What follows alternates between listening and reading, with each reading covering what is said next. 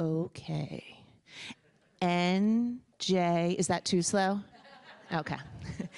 NJPSA is honored to have Senate President Steve Sweeney with us today as our keynote speaker. Our Senate President, representing the 3rd Legislative District, where my Logan Middle School is located, has held a distinguished career of public service, which began when he entered public life to advocate for his daughter and others with disabilities. He has championed the rights of citizens and students with disabilities ever since. An iron worker by trade, President Sweeney has sponsored laws to raise New Jersey's minimum wage, legislation to protect unemployment funds, and legislations creating New Jersey's Paid Family Leave Act. He has taken a leading role in addressing some of New Jersey's most intractable and controversial issues, including his sponsorship of measures to promote property tax relief, which includes the 2% property tax levy on school and municipalities, reforms to public employee pension and health benefits, which includes Chapter 78, and legislation to provide stable pension funding through a quarterly pension payment. The recently enacted Securing Our Children's Fund Bond Act to address school security, an issue important to every single one of us, vocational capacity, and water infrastructure facility projects in our schools. And S2, the legislation adopted during the 2019 budget process to move forward full funding of the School Funding Reform Act. Senate President Sweeney also initiated bipartisan work last summer to address additional issues facing our state across all sectors and systems. The Path to Progress report is in your digital folder. I encourage you to check that out today. And with the state budget process for fiscal year 2020 now underway, we are indeed fortunate to have Senate President Steve Sweeney with us today. Please join me in pausing as I look at Mrs. Bradley. Yes, in a minute. I don't sing. I don't dance. Jokes. I do have a student who tells me a joke as we leave school every single day on the way out to the bus. If I could remember any of them right now. He did tell a pie joke on March 14th, so I thought that was really good. He told me a chemistry riddle when I had been in a science classroom observing. I mean, he's watching me, right? If he's telling me a chemistry joke as I leave a science classroom, he's got eyes on me. I don't have... Tomorrow, on the nice day, I get to go and watch my school. Have any of you heard of The Classroom on Fox 29? Yeah? Have you been on it? Our taping is tomorrow. You pick 3 students from your school, and they participate in a trivia contest with 3 teachers from your school for a $500 prize. So I'm a little bummed that it's tomorrow. Dr. Eno and I were talking about I'm a little bummed that the taping is tomorrow afternoon on the only nice day. Look, you don't have to listen to me anymore. That's so great. Please join me in giving a warm NJPSA welcome to Senate President Steve Sweeney.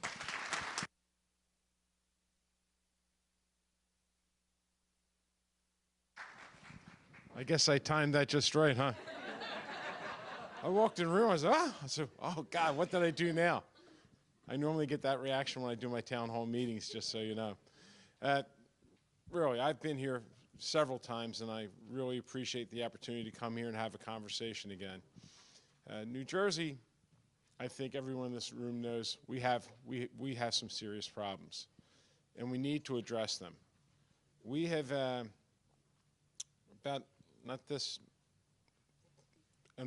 this last August, but the August prior, we started working with a group of people. Not this January, the January prior. We put together a working group of people to try to deal with the issues that is really hurting New Jersey right now. And we had economists, we had tax experts, we had government experts. And if you look at the people that were involved in this program, Path to Progress, they really are like the who's who of New Jersey. And they came, after many meetings, they came to us with 200 recommendations.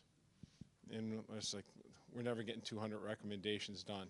Let's focus on the big things and see what we really can do. From that, they broke it down into 5 working groups. 58 recommendations came out, then down to 32. Some things that actually make a whole lot of sense, like assigning administrative law judges, certain administrative law judges, just to do special ed cases.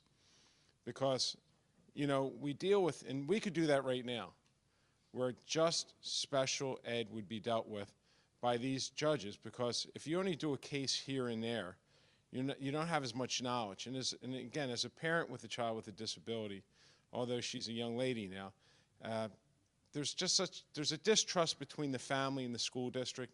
So having someone that this is all they do, it should ease and speed up the process and reduce the litigation costs and hopefully get us to a better place. So that was one of them. Another recommendation was taking all extraordinary special education and taking it up to the state level. We think, and that was Senator Joe Pinaccio's recommendation, we think that would help everyone. Every single school district in the state would benefit, especially as S2 has taken place and you're seeing money moving around. We think that would help. We think that would help it in a very big way. The only problem is it'll cost us $200 million more to do that, and I don't have the $200 million. So that's the biggest thing that we're dealing with right now is the lack of funding. But the path to progress focused on the biggest cost drivers we have in the state of New Jersey. They are pension and health care costs, and they are a big driver. We have revenue growth every single year in the state. So when you hear, you know, we're not growing, we are growing. Not as quickly as a lot of other states, but we do grow.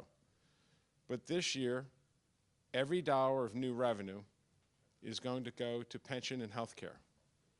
So there really isn't any money to add funding to anything else but pension and health care. Look, we have an obligation to make our pension payments.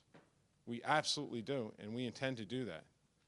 But saying we can't create a new system like they just did in Pennsylvania with a progressive Democrat governor, with no real fight, but an understanding and recognition that the pension system needs to change, is something we have to look at. One of the other recommendations that we're talking about is health care, moving everyone to a gold plan. A gold plan is what you get in a Fortune 500 company. That's what they normally provide. It's not bad health care. It's better than my iron workers get and what they do for a living. But when we started looking at the health care plans, I give a lot of credit to the CWA because they've stepped up to the plate and they started working on driving health care costs down. Their latest contract has reduced their cost to around $27,000 for a plan. And that's a good step forward. That puts them at about an 86% actuarial value healthcare plan. That's a good thing. It's close to the gold that we're talking about. On the other hand, the teacher's healthcare plan, which is I think the Direct 10, the average cost is roughly $38,000 now because there was some changes made. So for a family plan, the average in the state education health benefit plan is $38,000. That's $11,000 more than the other plan. So we really need to start focusing on health care and how we can bring costs down. Now, look, I was very proud of being the I was the prime sponsor of the reverse auction.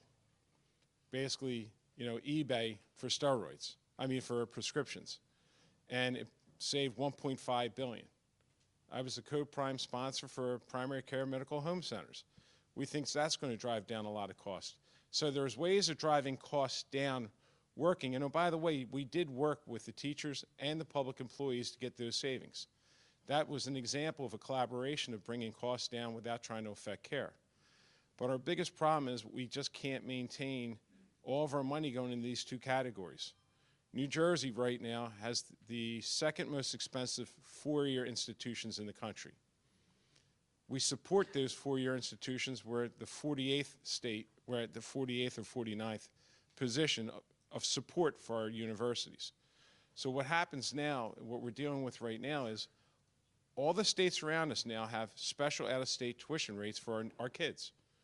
You know, because we have such good schools, and we do. We have great teachers, we have good schools. You know, it's wonderful. We have these wonderful kids, these educated kids when they come out of school, but it's cheaper to go out of state to go to college because we don't have the money to support our schools. And what happens is these young people, on average, stay where they go. You know that. Now, we are the #1 exporter of kids. We export 30 to 35,000 young people every single year. Well, if I'm spending all that money on their education as they're growing up, I would really like to get that investment back into the economy of the state of New Jersey. So again, this is not like winning us against them. We got to get in this together to fix this. Anyone, let me ask you a question. Anybody in this room heard anyone say, as soon as my kids get out of school, I'm out of here? Right? That's unhealthy. And it's not good for the future of the state. Now, people can say, let's do a millionaire's tax. Okay, that gives you $470 million. What's next? What more do we tax? Because where we're headed is really a very bad place. In fact, the governor went to Standard & Poor's and Mooney the other day, and I was impressed that he actually went and presented the health of the state of New Jersey. And they said, well, yeah, this is good, but your pension problems are a big problem. And if our pension system goes bankrupt, we'll have to raise taxes $8 billion to fund just the pensions of new dollars. So we're not in a good place. So what we're saying is, why can't we, like other states, New Hampshire's done it, a dozen states have done it, keep the promises to the workers that they have. And I'm even willing to negotiate this for, instead of workers that are not vested, how about someone January 1st, 2020, that just gets hired, gets into a new system? Now we're talking about a pension plan up to $40,000 and then a 401k. Pennsylvania just did one with 3 options. One was a straight 401k, one was a hybrid, I forget this other one that they did. But they came up with options, they worked together, and just so you know, it will not fix the problem tomorrow. Because that's the propaganda that's used. I'm not getting the corrections I need now. No, it takes 30 years. The things that we do today will fix things 30 years from now, but it'll put us on a course of correction.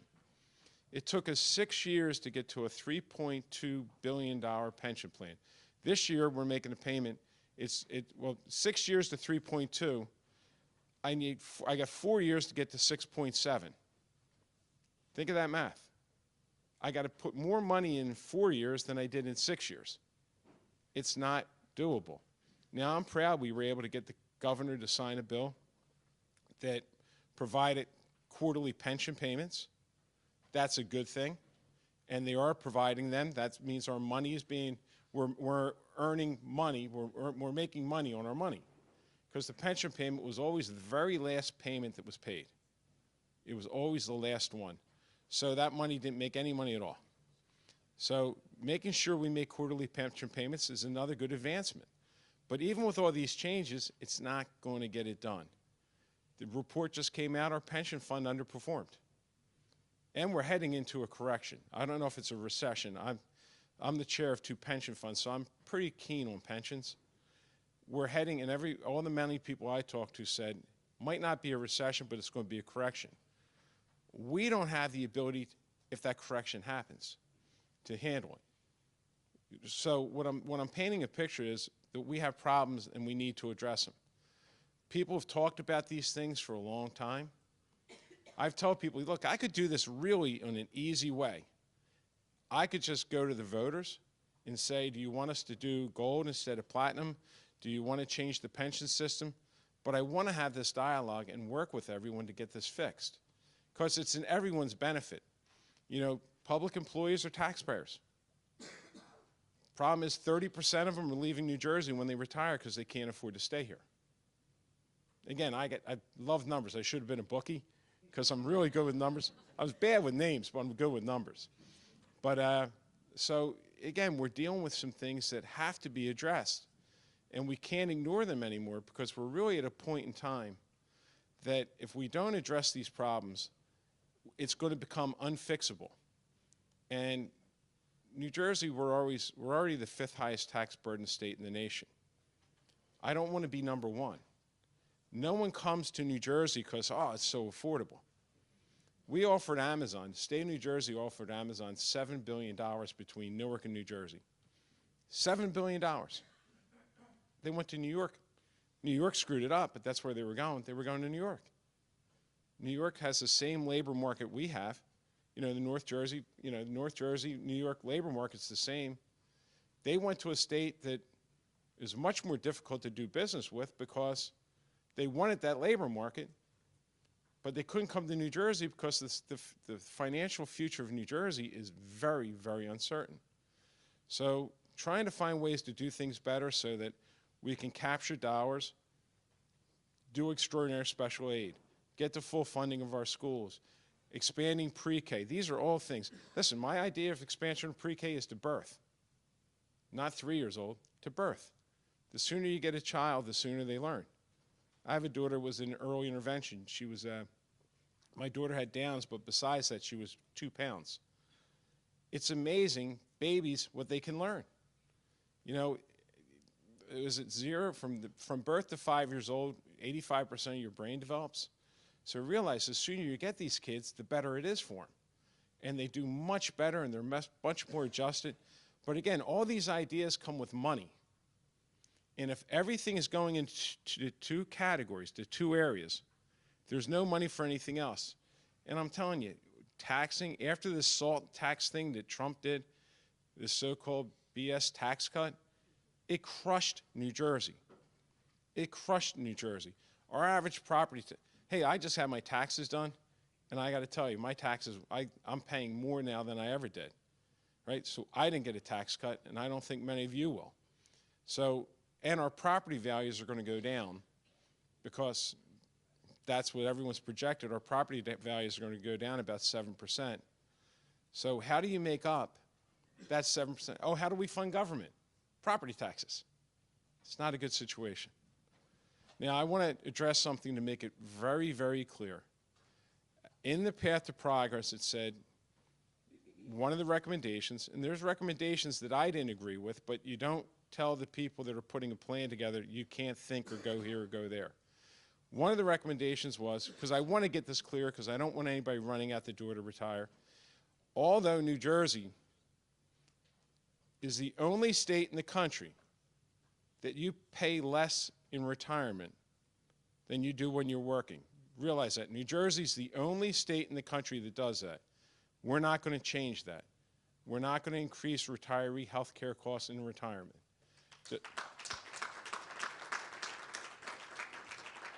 But you have to recognize there's a big cost to that. And I'm fine with that, but we need to address it going forward because people that walked into an industry don't have the opportunity to hit a reset button and start over again. We recognize that.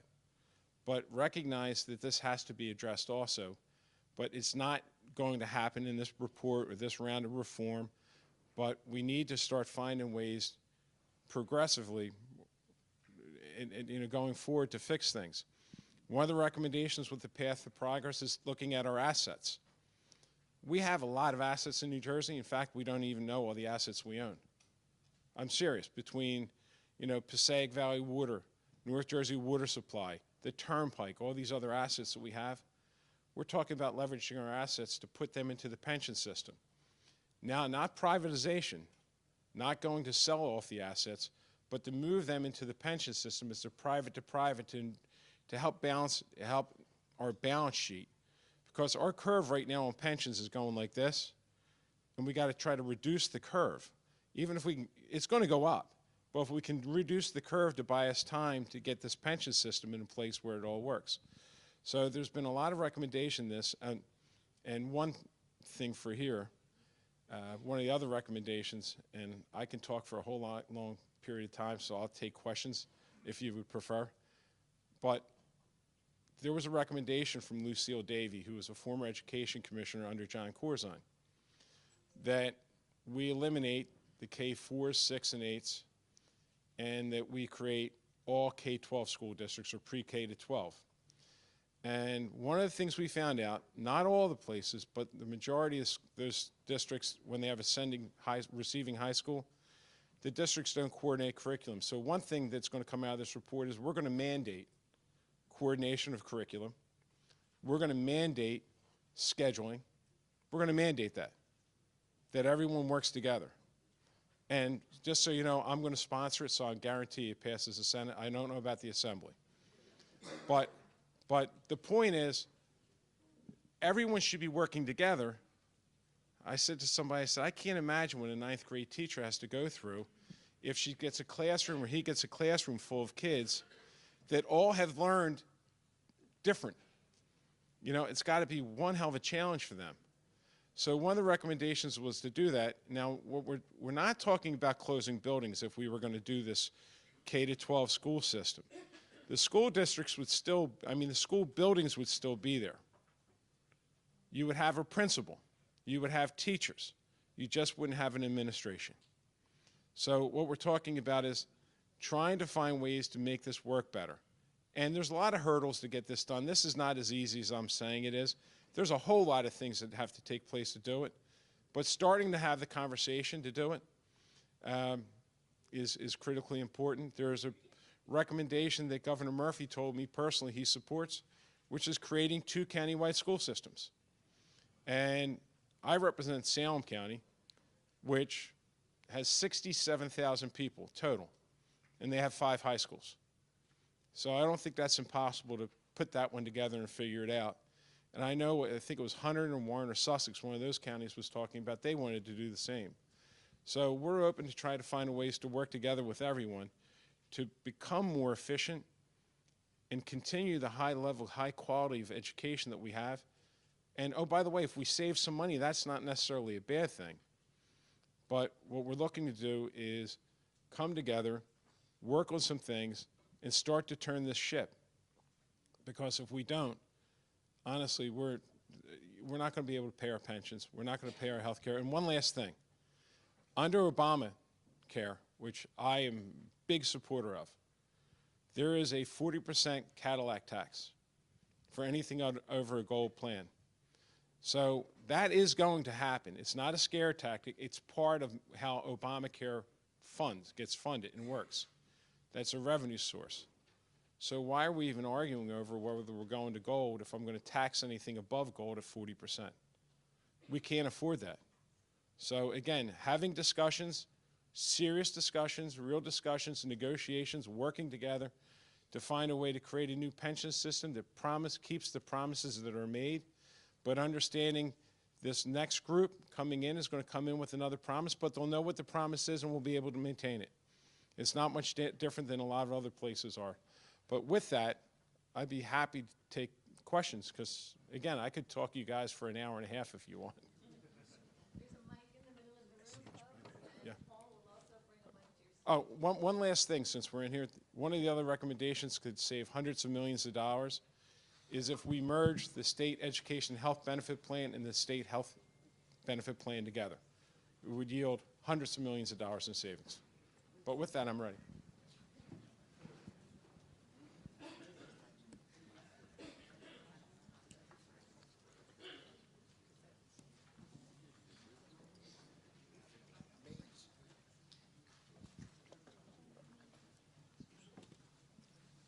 Hello, and thank you for coming today. I do appreciate it. Just as a general theme, do you think the 2% cap that was incorporated many years ago has been as successful as you guys had planned or anticipated many years later? I think it's worked. One of the problems we have, though, that we're going to have to address sometime, hopefully this year, is the districts that are losing revenue. You're going to have to, I feel, you have to give them the ability to raise the cap to the amount that they're losing their dollars. So, yeah. And just the next question, kind of on that same topic, obviously the changes you want to make financially make sense. Obviously there's a lot of anxiety, I guess, regarding how that's going to come out. So looking at what was presented to us many years ago with the 2% cap, I think the anticipation is with those changes, it may not fix or make the correction that is anticipated. And maybe in another 5 or 6 years with a different governor or a different legislative branch, we're kind of in the same place. And yet, at this point in time, the collective here and many others have contributed and made a lot of changes, but yet they don't see, I guess, the positivity that's that's coming across. Well, no one sees it. You know, look, one of the positives is property tax increases during the 2000s were going up 7% a year. This decade, they've gone up less than 2%. But at the end of the deal, when you make all these sacrifices, you're like, we're not better, which tells you how bad we are. And listen, like I said, I could do this real easy. I guarantee you, if I put this stuff on a ballot, it would pass 80-20. But trying to work with everyone to come to a solution makes a hell of a lot more sense if we can do it that way. You know, I'm going the hard way rather than the easy way. And believe me, I can tell you, when I got to the legislature, I'm going to give you a little history on pensions. Governor Whitman's bonding of the pensions destroyed the pension. That was first step. Correct. That bonding was at 7.5%, non-recallable, which means you couldn't refinance those dollars.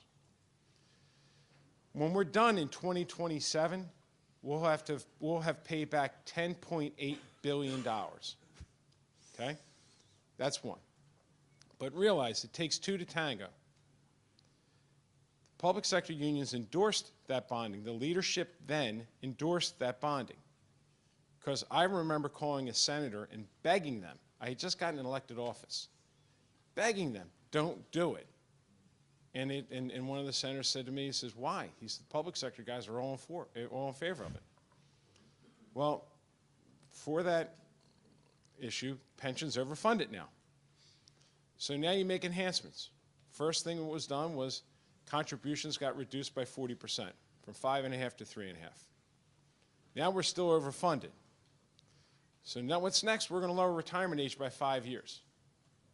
Remember, union officials, that's what I am. I get elected too, right? So you want to go back and say, look what I've done for you.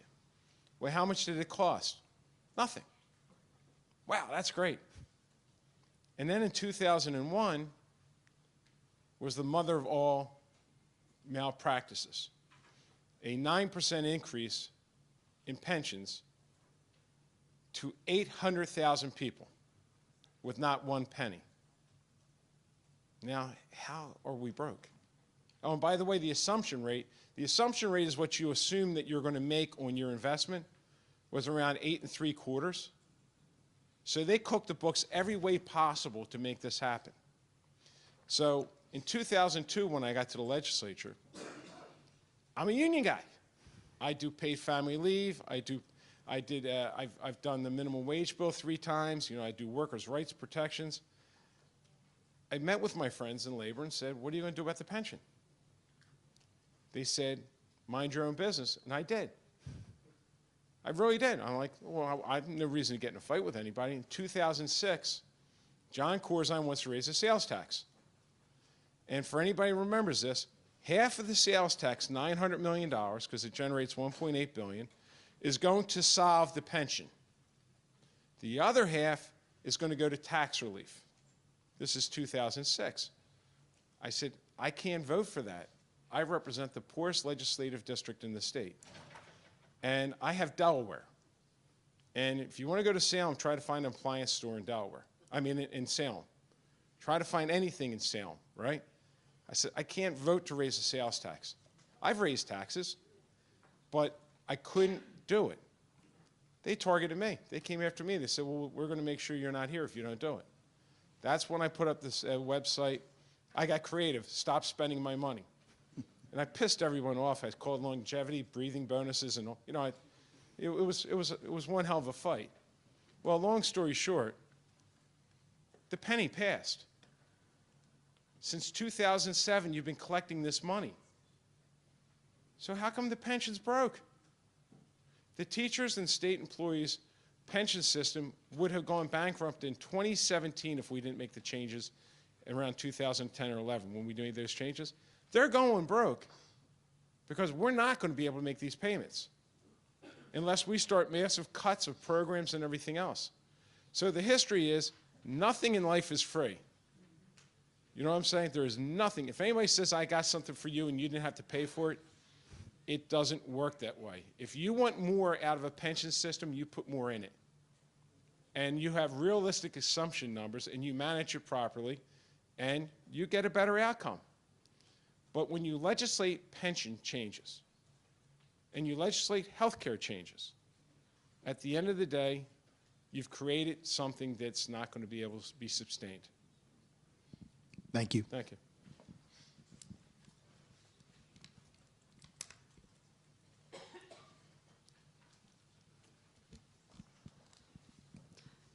Senate President Sweeney, thank you so much for being here today. On the note of the 2% cap and the restrictions that we're all facing, since I have a moment of face-to-face with you, I want to personalize this for you so you understand really what we are dealing with in my own particular district.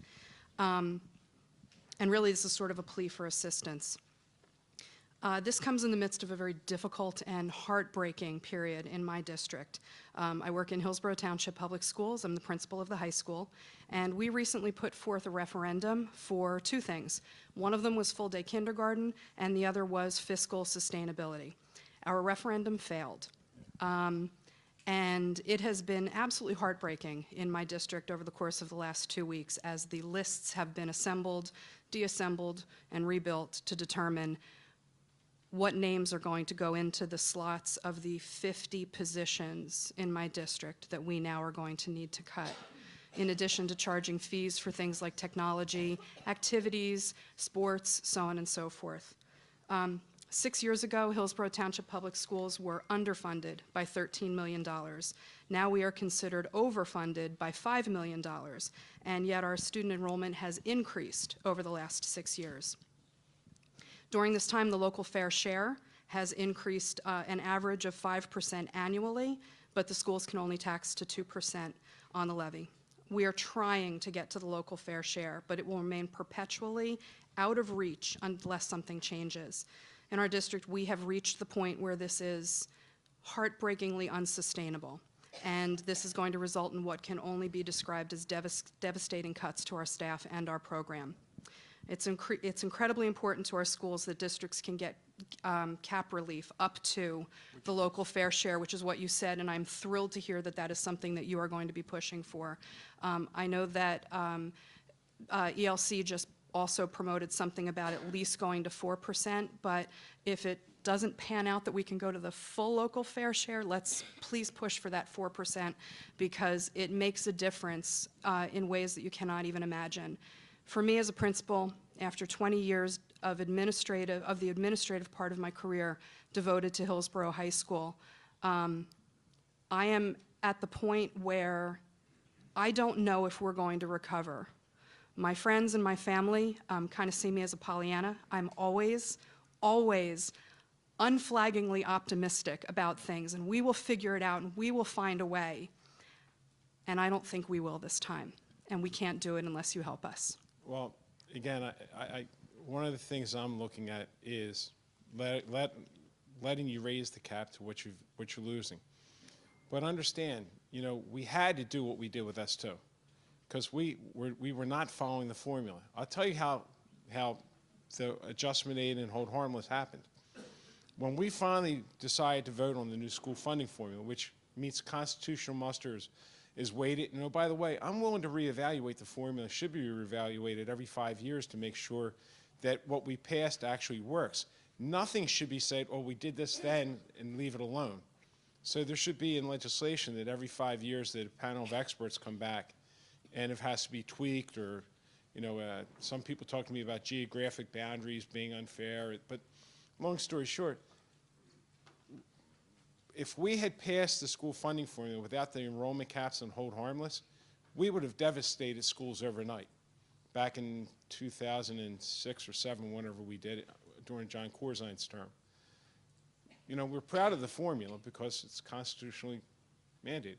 But as you had districts growing that were held flat, and you had districts that had declining enrollment that were turning around and buying synthetic athletic fields, iPads for all the kids. And in my district, the biggest school district that was a motivation for me to get this done was Kingsway.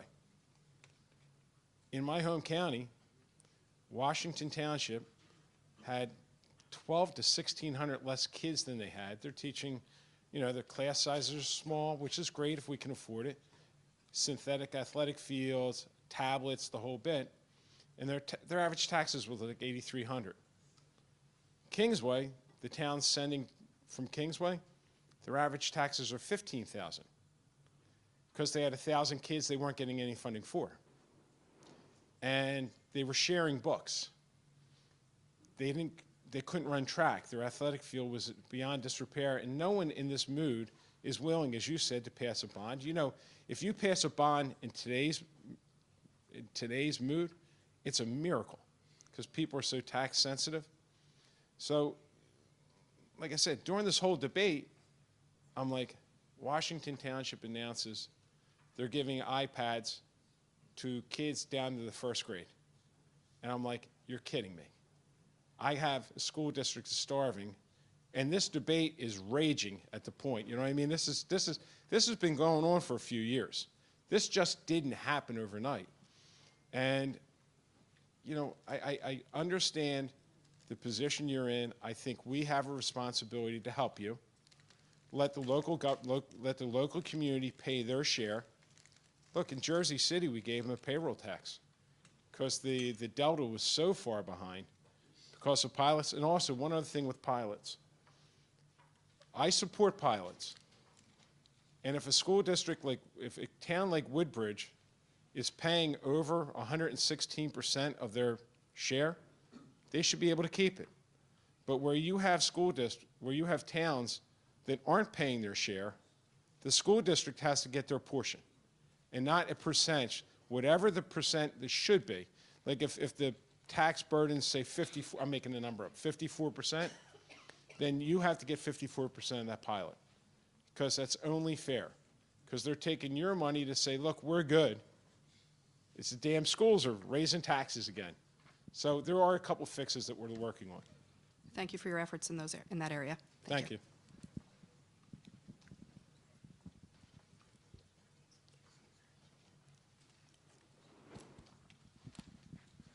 Hello, welcome. Just kind of a practical example with Hillsborough. We're a small school in Hunterdon County, Califon, and due to the situation you're in, we were going to have their science supervisor come out and provide some professional development for us, but she couldn't do it because the referendum went down and she couldn't get out of the school district. So it's just a domino effect. I just wanted to give you an example of how that affects different schools and not just one. And I know you touched upon this. There's in the Path to Progress report, there's a lot of talk about the K-4, K-6 merging as a regional school of K-12. And I think you mentioned something about not closing any schools. Now, in Hunterdon County, it's prevalent that there's a lot of small school districts, and really it's across the state.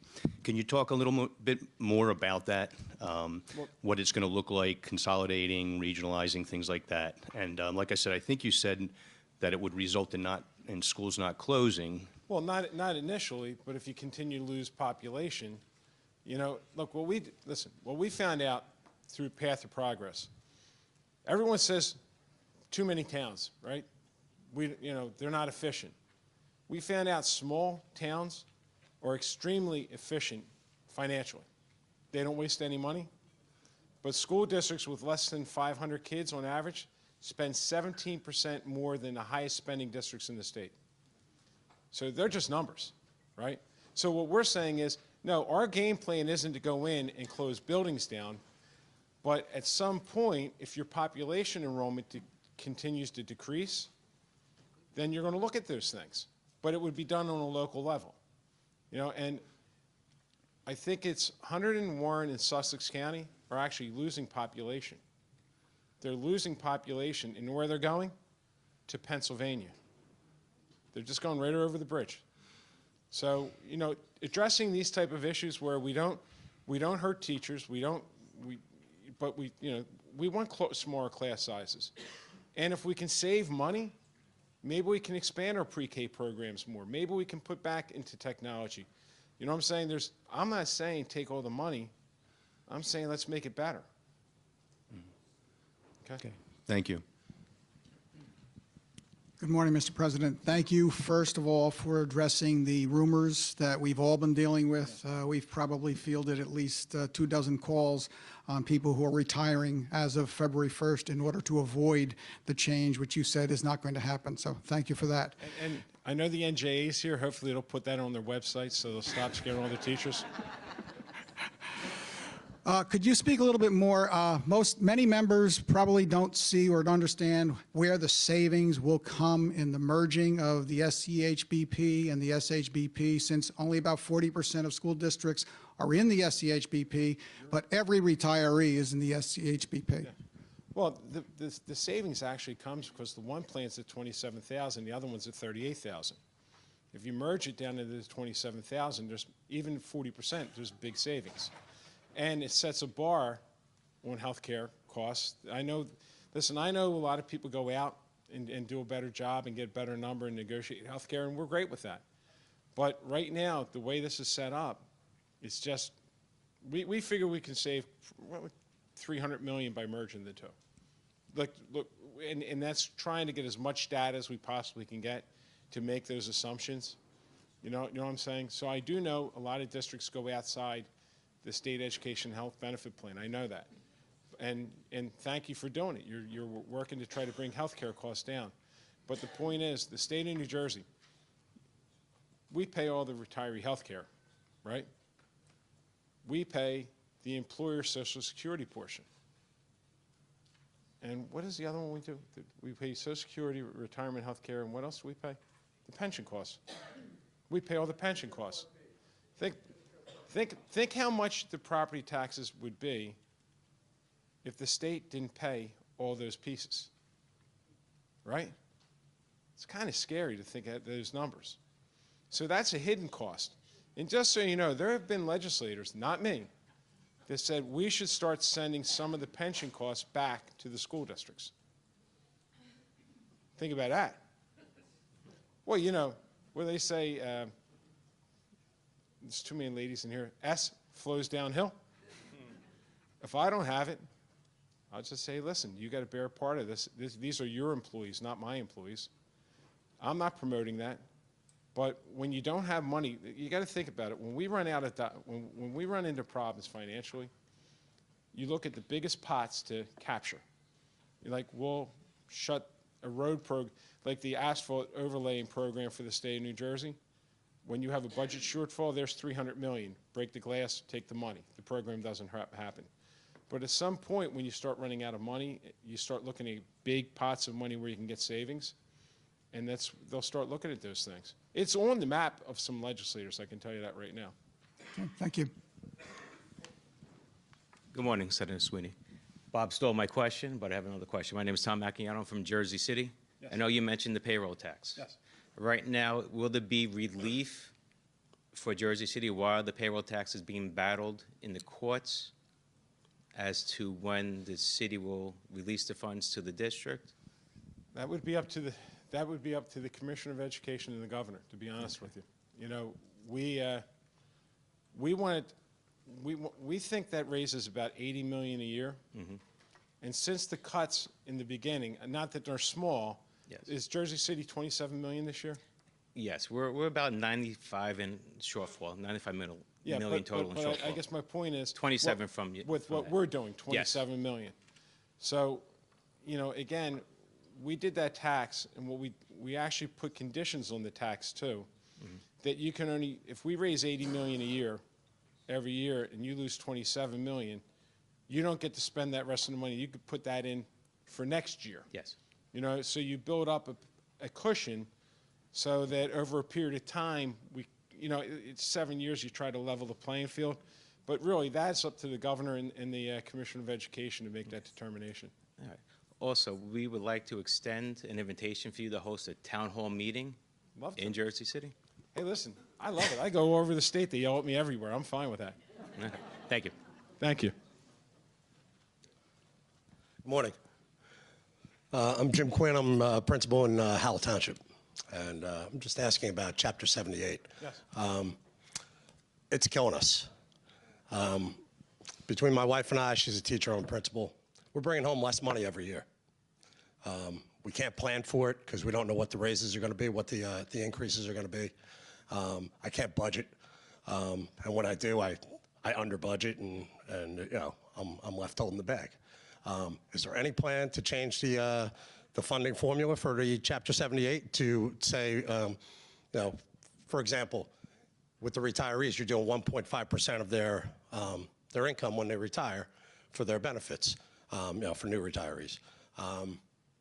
Isn't there some way we can go to a formula like that for our existing members? Well, CWA just changed their health care plan to reduce their cost. Understand something. You would pay a few $1,000s less a year if you took a different plan. And what we're saying is we can't afford these plans anymore. You know, NJ10 or Direct 10 was eliminated for everyone but teachers back in 2000 whatever. You know, so my point is, yeah, I get it. Chapter 78 expired. You know that. It expired. Yeah. But you won't see any willingness to change something, and I'm just very direct. I'm not going to give you something if you're not giving me something back. Right. And since there's no discussions on those, it's just Chapter 70. And just so you know, I'm the one blocking it. I will not post it until I see a change. Because why can the other government workers in this state accept the plan? It's Direct 15. Their cost is, they just brought their cost down to $27,000. You're roughly at 38 if you're in the state education health. Yeah, we're not. I know, but I'm just saying so change can happen when change happens both sides. See, listen, there's a structural problem. And when I told you about the taxes, when we raised the sales tax, we weren't supposed to be in a problem, right? Right. So fix the structural problem, then you can talk about making changes. But without the structural change, you realize there would be more money for raises. You know, we met with some school districts.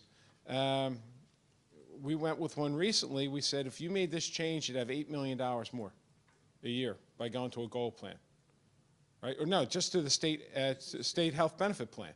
They'd save $8 million. You know what that means? There's more money to give you raises. Yeah. So it's like, I can pay you more and still give you quality health care. You know, a gold plan, check it out. It's a very good standard. And oh, by the way, it was a Democrat president, Barack Obama, that set that standard. You know? So we're already there, but I'm still feeling it. Okay. And yeah, Okay. I'm just bringing that to your attention. Okay. Right? You guys are at 80% actual value in your health care? We're paying about $27,000 for our health care. Yeah. Okay. Thank you. Thank you. We'll follow up with you on that. Yes. Hi, thank you so much for being here today and talking with us. I'm Fiona Borland from Montgomery Township.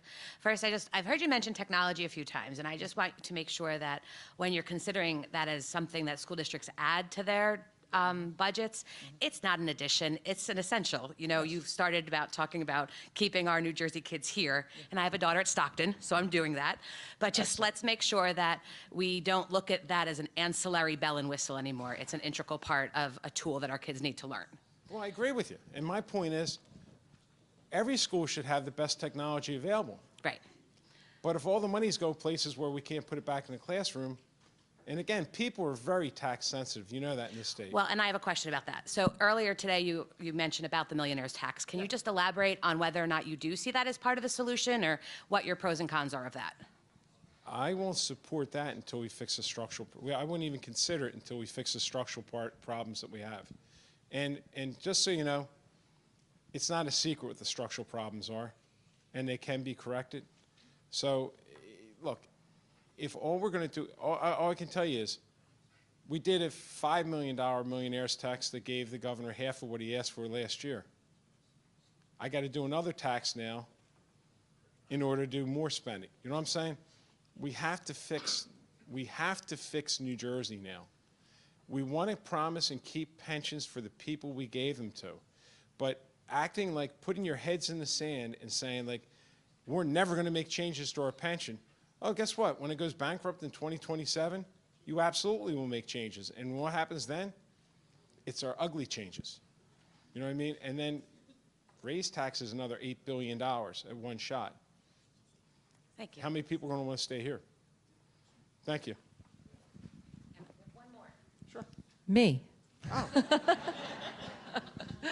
Thank you so much for being here. But I'm going to switch the topic a little bit because this is something I spoke about this morning and that we feel passionate about. As you know, with the current court case decision around graduation, and with the current legislation in place for the 11th grade test, we are about to embark on the Department of Education having to spend a lot of money when we're talking about being physically sound on creating an 11th grade test that is going to probably take us off the path that we're on collaboratively. All the organizations are working very closely with the department on trying to figure out the next generation of assessment.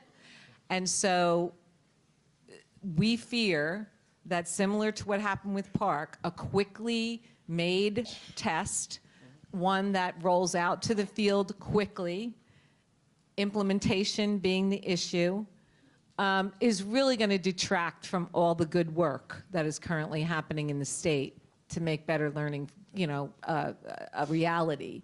And so what can you do to work with us we know there's legislation in the Senate, we know it's held up in the Assembly, but what can you do to work with us on solving this issue before we spend all this money? Listen, there was an agreement with the administration on that piece of legislation we passed in the Senate. We didn't do that in a vacuum, you know that. We did it, we worked with everyone. We came up with an agreement, and it passed the Senate. I think it was close, because I got to be honest with you, it passed overwhelmingly in the Budget Committee, and I didn't expect it to be an issue. So I'll give credit to the NJEA for working my members real hard on that. But it still passed. And that's the solution until we get to where we need to go. I do not, and I will never support no testing. I will never support no testing. And that's what some groups in this state want. And I will not. We need to know how our kids are doing. Not hurting teachers either. I wasn't in favor.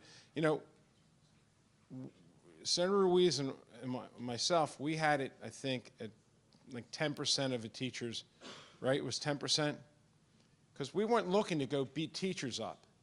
But we need to know how well we're doing. And who are our good teachers, which, oh, by the way, it's probably 98% of them are very good teachers. And the ones that have a problem, we need to help them. But anyone that thinks this state's going to go away and do away with testing is out of their mind. Because as long as I'm here, and listen, I survived the most expensive legislative race, not in the state of New Jersey. You know this, Ed. The history of the country. And I won by my biggest margin. I feel that election has told me to stand for what I believe in.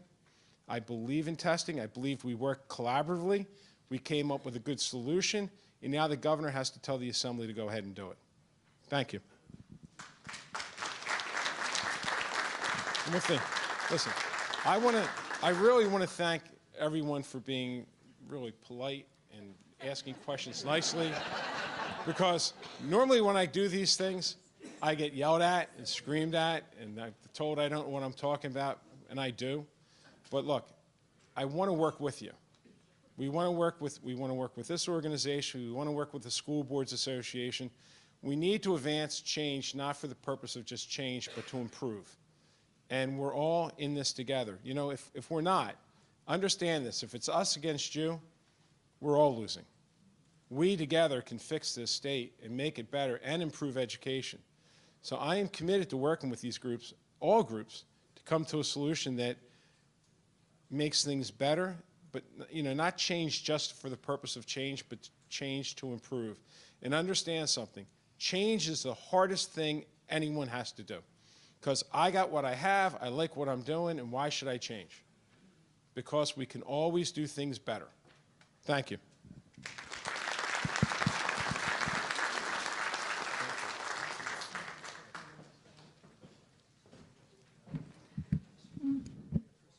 Let's thank Senator Sweeney one more time for being here with us today and taking the time to have these important conversations, which we know we will continue to have with him.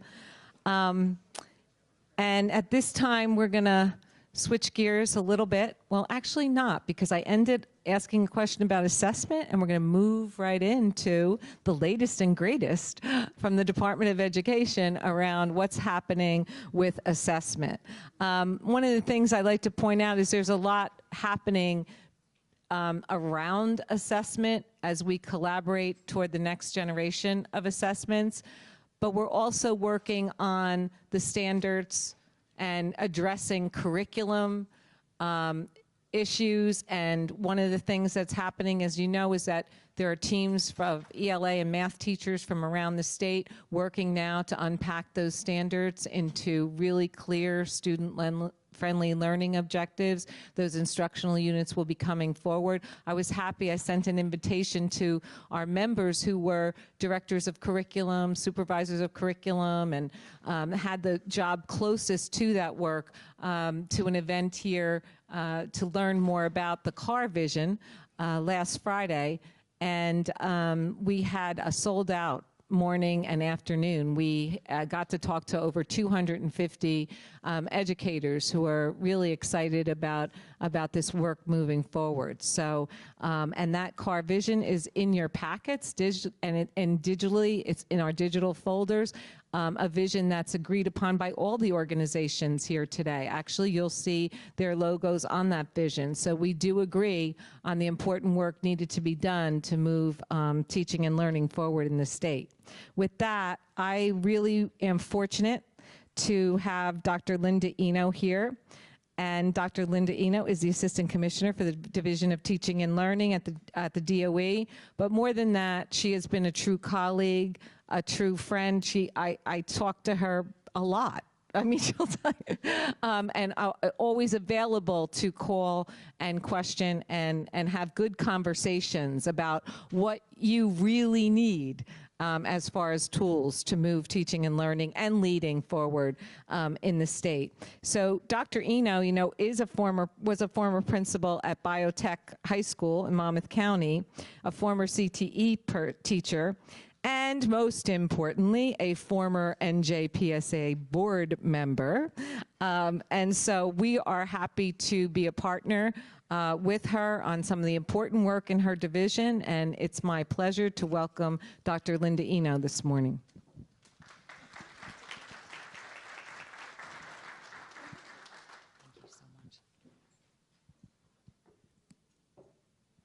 Good morning. Did you hear how she said that she spends a lot of time with me but doesn't want to be me? I noticed that, Pat.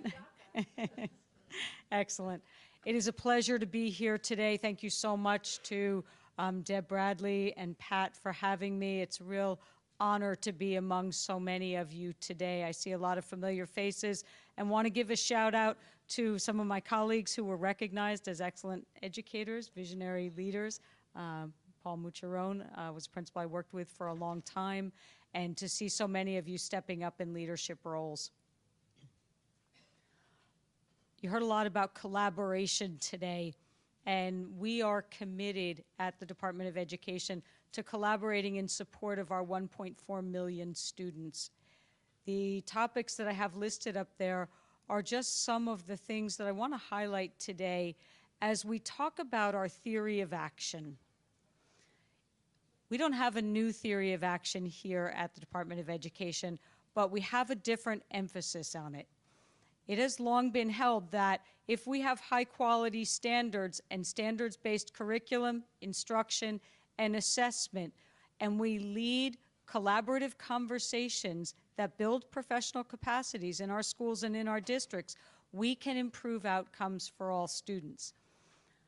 I think we're coming out of an era where we put the emphasis on assessment and on the singular achievement of students with a singular line in the sand that students needed to come over.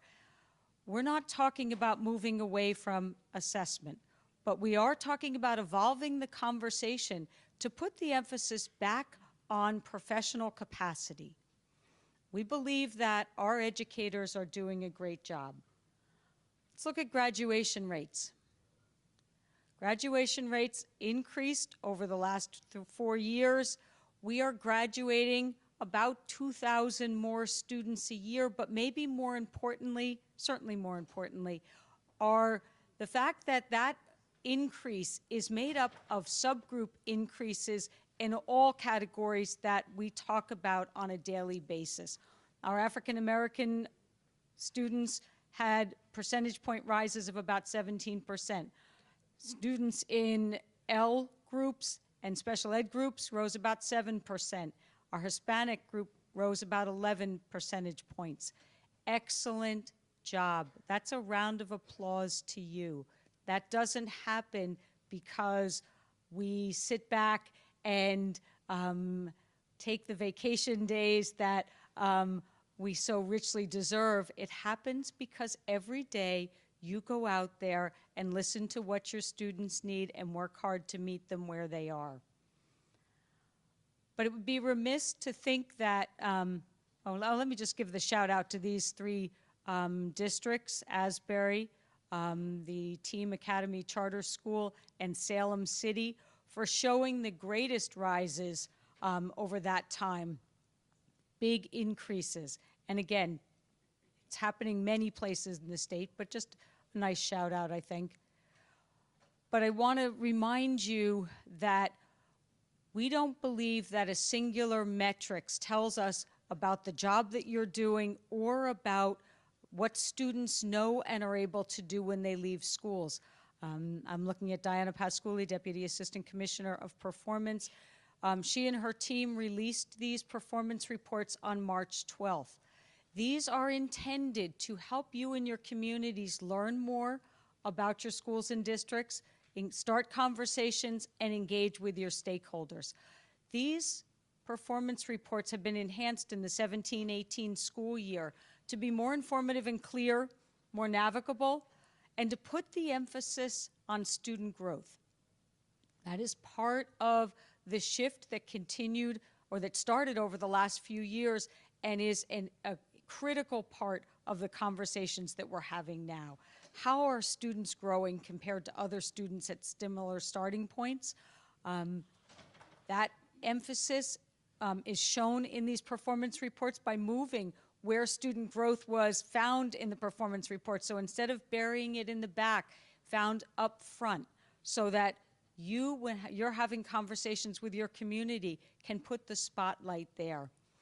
I also want to point to the increased information on career and technical education, because while graduation rates are important, if our students are not ready for post-secondary success, we are then not doing the job that we really need to be doing. So things like dual enrollment, graduation pathways, the seal of biliteracy, also included on there, are all big indicators of the kinds of successes your students are having. It's a little summary report snapshot, user-friendly way to start a conversation with parents and community members. And some of the other supports that are highlighted here, one-page guides, templates, other opportunities. So consider using some of these, if you're not already, as ways of getting the conversation moving forward. These are some of the things that we're looking at as successes. I want to talk now about how are we getting there? What kinds of things are we engaged in that are getting us there? And we will tackle assessment in this part of the conversation. So Pat mentioned the Connected Action Roadmap. It's a framework. It's not a program. It's a framework. It is a systems approach to standards-based curriculum, instruction, and assessment. Try not to pour this into the microphone because I know Paul's going to be really mad at me if I do that. Thank you for waiting. Pat mentioned that we have teams of educators that we assembled back in January, and they are coming together to unpack, and that's an overused and tired word, but to unpack the standards in ELA and math, putting them into student learning objections that are student learning objectives, not objections. Student learning objections may be more front and center for them, but student learning objectives that are grouped by unit. Each grade level in ELA and math will have 4 units with unpacked student learning objectives. So when Senator Sweeney talks about wanting to see curriculum be consistent across the state, he's not the first one to make that call. Commissioner of Education just walked in. He's not the first one to make that call, and we're happy to say that we see these instructional units as contributing to that opportunity. Imagine if you are in Salem County and you can call a colleague up in Warren and say, I would like to talk about what you're doing to help students grow in this area. When you are talking about the same student learning objectives, you now have an opportunity to talk the same language about what assessments could look like, what activities can look like, and what kinds of instructional strategies you can use for students who are meeting, exceeding, or struggling with those learning objectives. There will be technical assistance sessions coming up. The dates are up there, and if you go to the DOE website and click on calendar of events, you can register for these. We were a little late getting these out, so we will repeat these in the summer, but really would welcome you coming because we intend to do this in a thoughtful manner. Number one, this is optional. Don't have to use these. But number two, we want to show you how you can jump in where you are, how you can take the conversations you're already having and utilize the CAR framework and the professional collaborative conversations to support the work you're doing, not as an add-on, but as a structured way to grow the professional capacity of your teams. So we hope we'll see you at some of these technical sessions. I think you know that standards by regulation need to be reviewed and revised every 5 years. So the reason that we can be doing something different with ELA and math is because they were reviewed and revised in 2016. The other 7 sets of standards are now undergoing the process of review revise. Very similar process to collecting teams of educators with expertise in these areas, as well as the hiring of a nationally recognized educator with experience in broad-ranging standards review and revise across the country. So great opportunity. And I'd like to point out that it's critical as we think about reviewing and revising standards, we recognize that every 5 years, the world changes hugely. Our students are preparing for jobs that don't exist yet. So as we build these standards, we need to be building in those critical employability skills like problem solving, communicating, being culturally competent, so that our students move into a world well equipped. I will also say that when I first came into this job, somebody showed me a chart of what our standards currently look like. And they're very different depending on whether they're in social studies or they're in math. Our goal is to give you a set of standards that are laid out in a consistent format with consistent supports at the back end.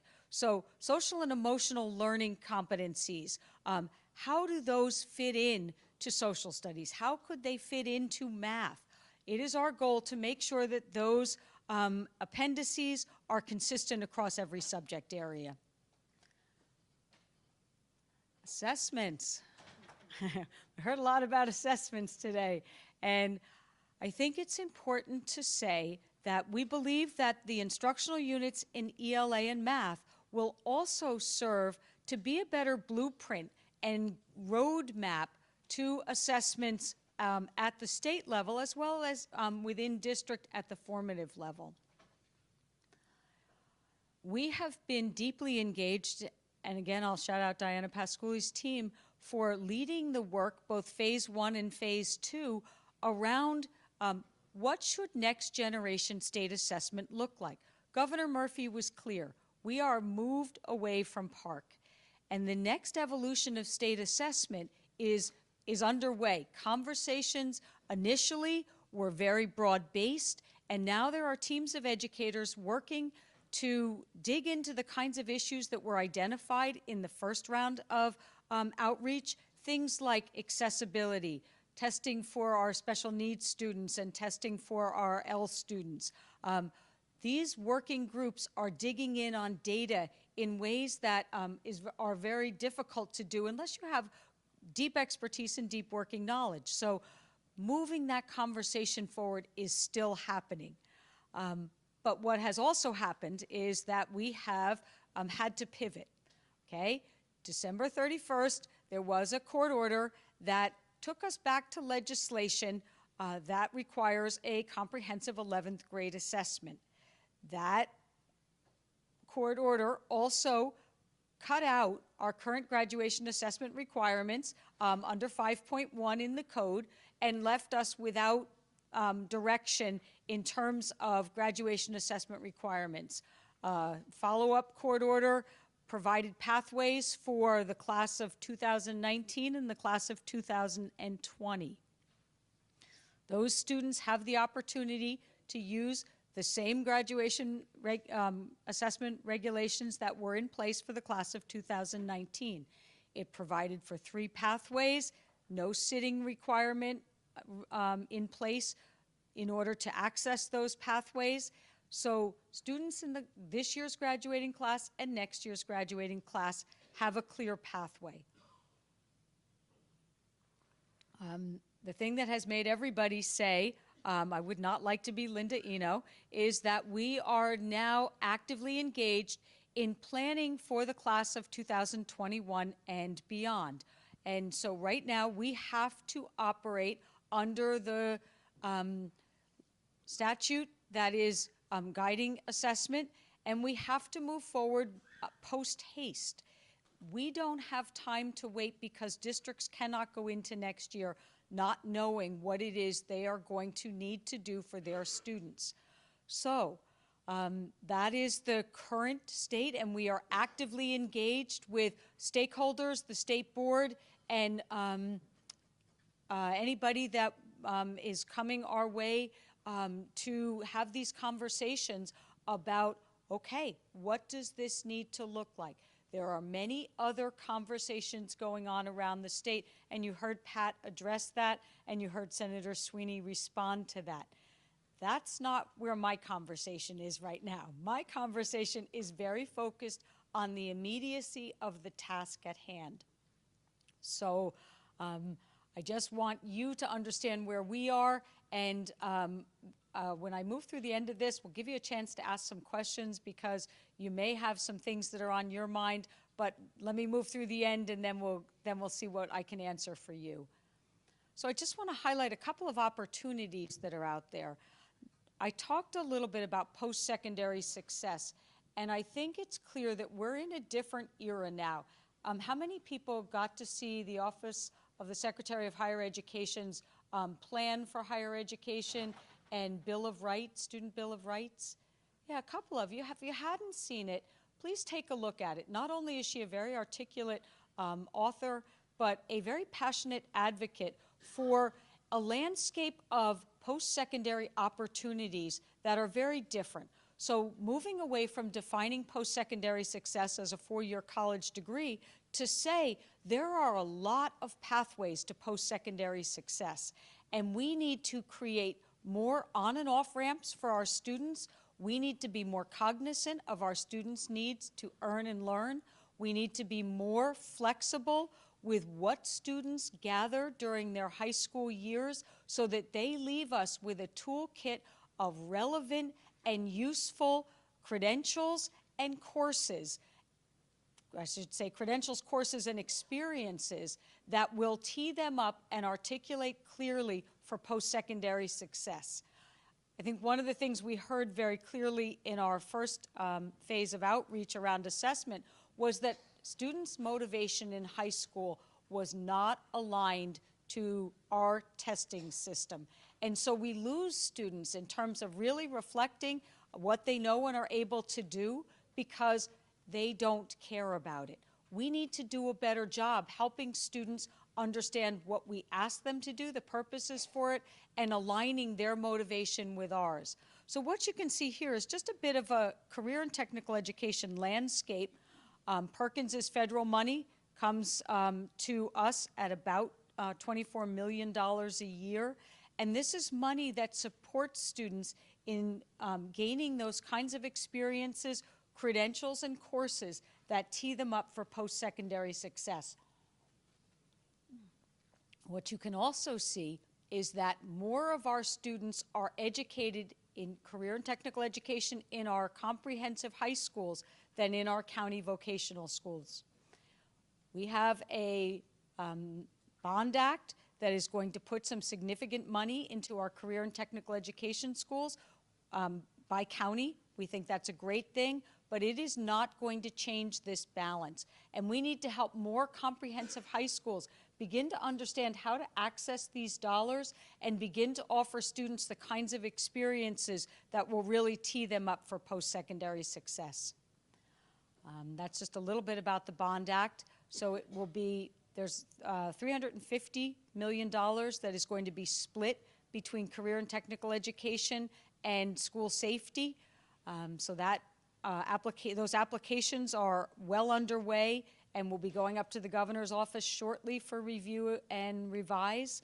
But I will just say that the opportunity that we are creating as we build this application is to say we need the emphasis to be on collaboration and innovation. We need to move away from competing for a few students and start serving all students. So that is our mantra. We hope that you'll repeat it for us, and we look forward to engaging with you in more conversations about this. A couple of professional development opportunities coming up. I already highlighted for you the Connected Action Roadmap Technical Assistance sessions. There is going to be an SLE Forward convening on May 23rd at Rutgers, as well as a statewide conference, our first one ever, on July 31st at the College of New Jersey, focused on equity for all. So I think some really good opportunities. We hope that you will jump in on those because we have some very good leaders are doing professional development at the department now, and I think that their expertise has done a great job creating collaborative communities and sustained conversations over the year. Part of that team today is at TCNJ, engaged with the professional learning community of principals who have been meeting over the course of the year following the Principal Academy last summer. So we hope you'll join us for these. So that was a lot of talk from me, but let me offer you the opportunity to ask any questions you might have that I might be able to answer for you. Wow. One coming.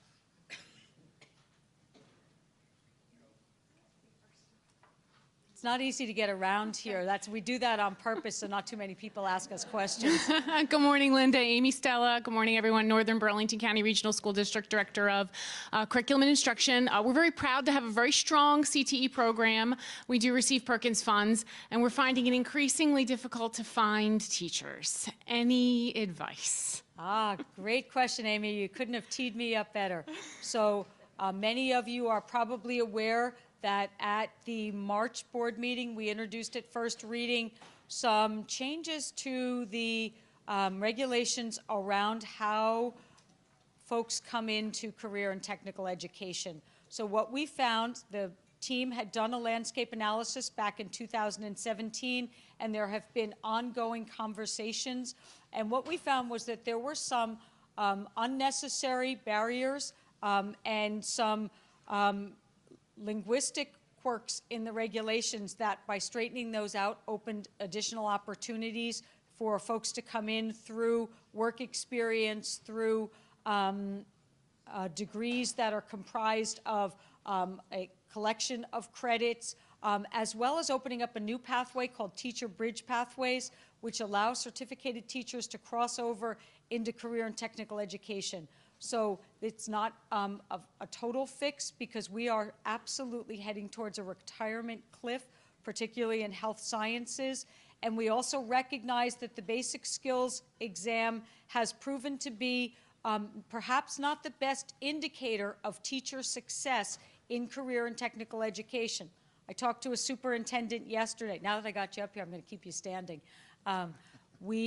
What he told me was he had a cosmetology teacher who had tried on a number of occasions to pass the basic skills test, had 100% pass rate of her students on the very challenging national exam for cosmetology, and he was going to have to let her go at the May 15th board meeting because she was through her opportunity to get that passed. We are looking at what other states are doing. There are some, I think, very promising models to think about a different or more varied metrics for what measures the success of a CTE teacher. So thank you for that question, Amy. Go ahead. Hello. Thank you for coming. Brian from Kenilworth School District, Director of Academics. Just on the testing parameters. And are you looking to go more towards the old HESPA route, where it's a junior test only for English and language arts, and then they're still taking the science test in the late May, June portion? Or are you thinking about combining all three areas? And then if that were the case, I know there was some talk about having a fall presentation of the test. Would that almost be like the old HESPA, where the juniors who had failed it would then retake it, let's say in October, November, and then those who still did not pass it would then go on to the portfolio ability to, is that kind of what the thought process may be, or is it something completely different? Right. So I'll just remind everybody that we had conversations about assessment with the state board last summer. We were in a different place because at that point we were not operating under the mandatory 11th grade assessment.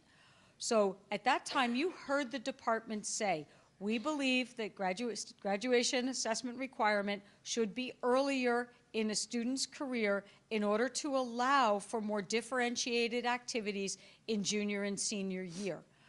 We are moving towards an 11th grade comprehensive assessment because we have legislation in place that is requiring that. So just to make that very clear, we certainly think that the opportunity to open the menu of options for a student who is not successful passing the state assessment is critical. And in order to make that all happen in an 11th grade year, we certainly think that giving the state assessment in the fall opens up the broadest ramp to success for students.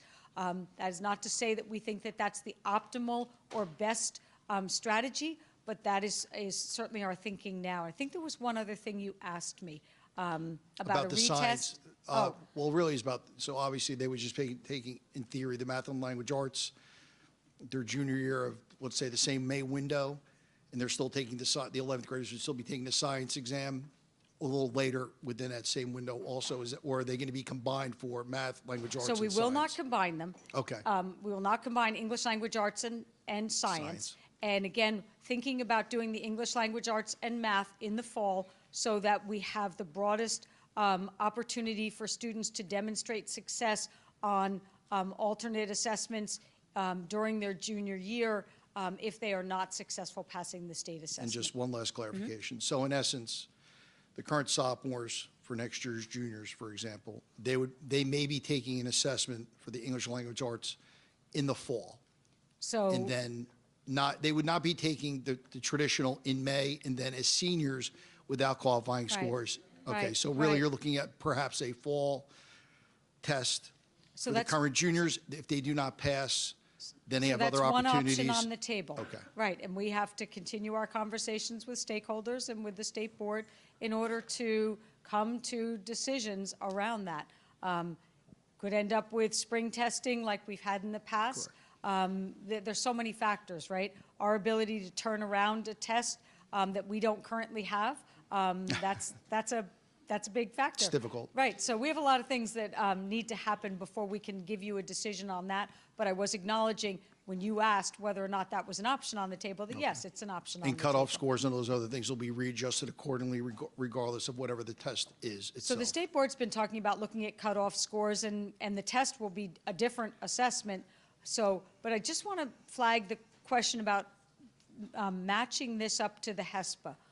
We have high-quality standards in New Jersey. So I just want to make it clear that we are not going backwards in terms of quality of standards on which assessment is based. My apologies. I No was worries. just, in theory, that's what used to Yes, happen. The I HESP was there, understand. then they would take it again in October, and then those who didn't pass went to the portfolio.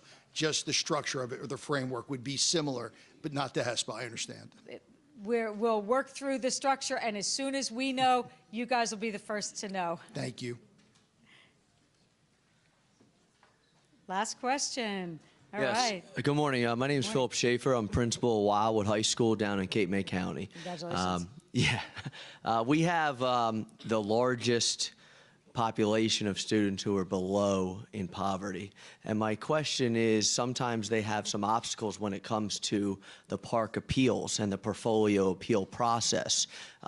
Is there any suggested data out there that shows that the portfolio appeals process where students have been denied? All of our colleagues down in Cape May County, every portfolio appeal gets sent in, and within a week or two, we're good to go. So I don't know if there's any discussion out there or if there's data that suggests a portfolio appeals has denied a student graduation. Right, so I don't have that data at my fingertips, but we can certainly get it to you. And I will say that the portfolio appeals process is something that the commissioner is very interested in us reviewing and having, some more in-depth conversations. And I know one of the working groups around assessment is looking at the portfolio appeals. So thank you for that question. Thank you. All right, that says my time is up. Good job. I edged my way up. Thank you, Linda, as always, for the information. We really appreciate it. So, just don't forget the action alert in your packets around assessment. We keep driving that home. We're going to hear it a lot from us. With that, we have... Oh, PAC. Oh, my God. My government relations. PAC. Okay, yes. And now we have our panel here. And so I'm going to ask you if you would please only take a 5-minute break, freshen up coffee, and come back, because as the panel gets seated, some of the legislators need to move on with their day. So we want to respect that. So let's come back in 5 minutes.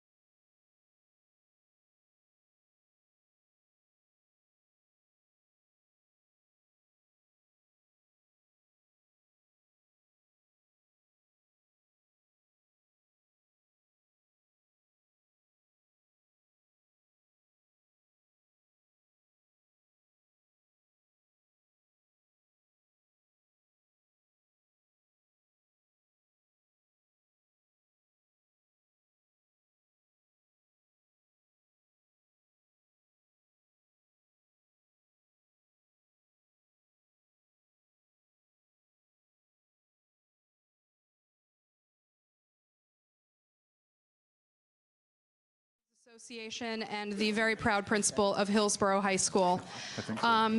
It's my pleasure to welcome you back this morning. Before I get to the very important role of introducing our panel, would you all just join me for a second in congratulating Heather Moran for surviving the moment that we've all had in our careers and doing it with grace and dignity and a sense of humor. It is my pleasure to focus your attention on a perennial highlight of our annual legislative conference, the legislative panel discussion. This is our chance to hear directly from top legislative leaders about current issues impacting our schools and our state. As the 218th legislative session continues, legislators have been actively considering legislation addressing core issues impacting our work as school leaders. These include school funding and the state budget, school security and facilities issues, student testing, early childhood education, student mental health issues, and even more. On behalf of NJPSA and its statewide members, I thank our panelists for joining us today and for all you do on behalf of our students and schools. It's my privilege to briefly introduce our panelists, and I direct you to more detailed biographies on our panelists in your digital folders. Senator Sam Thompson has represented the 12th Legislative District since 1998, first as an Assemblyman and, since 2012, as full-time state senator. He currently sits on the Senate Education Committee, Joint Committee on the Public Schools, and Budget and Appropriations Committee of the Senate. Senator Sam Thompson.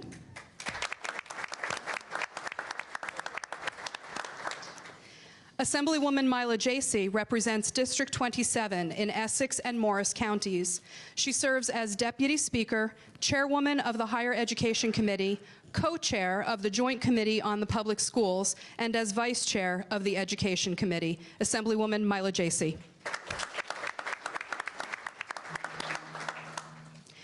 Senator Patrick Diegnan represents the 18th Legislative District in Middlesex County. He is a practicing attorney and former chair of the Assembly Education Committee, current chair of the Senate Transportation Committee, and a member of the Joint Committee on the Public Schools. Senator Patrick Diegnan. Assemblyman Andrew Zwicker represents District 16, which spans Hunterdon, Mercer, Middlesex, and Somerset County, which is where my high school is located. He is a physicist and a real-life rocket scientist. He is a member of the Assembly Education and chairman of the newly created Science, Innovation, and Technology Committee. Assemblyman Andrew Zwicker. Assemblywoman Serena DiMaso joins us from District 13 in Monmouth County.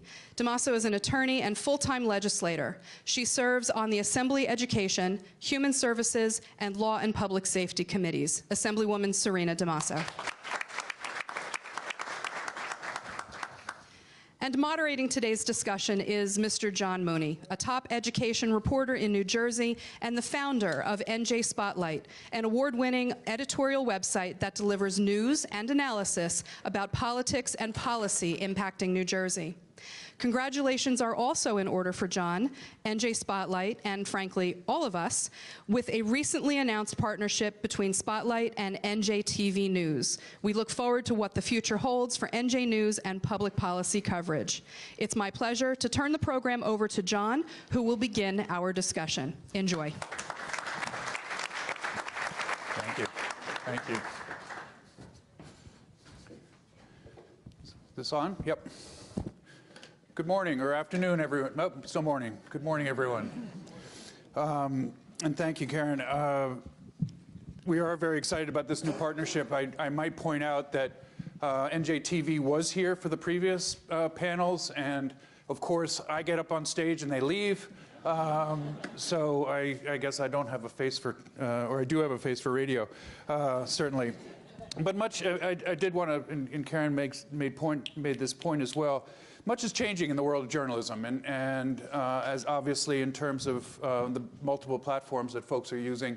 And one of the things that we've done, and I think this speaks to it as well, is the power of events and getting people together to hear directly. We do so much talking online that getting in the same room and facing each other, I think, is of real value. And we call it at Spotlight live journalism, and we do a lot of events, a little shameless marketing, though I don't have a date yet. And Karen was part of our first one. We have a series of events called Defining the Diploma, and what the diploma should stand for in the 21st century. And we will be doing our next one in May, and so stay tuned on that. We haven't picked a date as well. And I also want to shout out to the commissioner who's here, who were standing in the way of him speaking, but he has been was gracious enough to be part of our first discussion at Union County VOTEC, and we hope to have you back as well. So thank you for that as well. So I want to get us going. We had a Spotlight's editorial board. 4 of us met with the governor yesterday and asked him on a bunch of issues, where things were standing. And he talked a lot about how it's too early to tell on some of the big issues out there. But one theme, and it was a question we asked at the end, is do you see the rest of your term being more about staying the course, or do you see some major initiatives? And he spoke more of the former. I mean, he said, I've been here a year plus, and you guys have a good sense of where I'm heading on issues, and I want to get them executed. And that ranges from NJ Transit to obviously the pension issues and the like, and the budget, the formula. This year, as opposed to last year when I was here, there seems to be less rancor over school funding, though I don't necessarily think that's reflected in the room, but it seems to be reflected among our big stakeholders per se, and the big political players. And but he did say in education there's some things that are certainly going to be coming, and testing is a big one. Addressing some of the issues around special education, he said was very important, and so on. And I want to get talking about some of those with the other branch of government that's going to have a big say on this, and that's the legislature. And surprise, surprise, let's start with the budget and situation.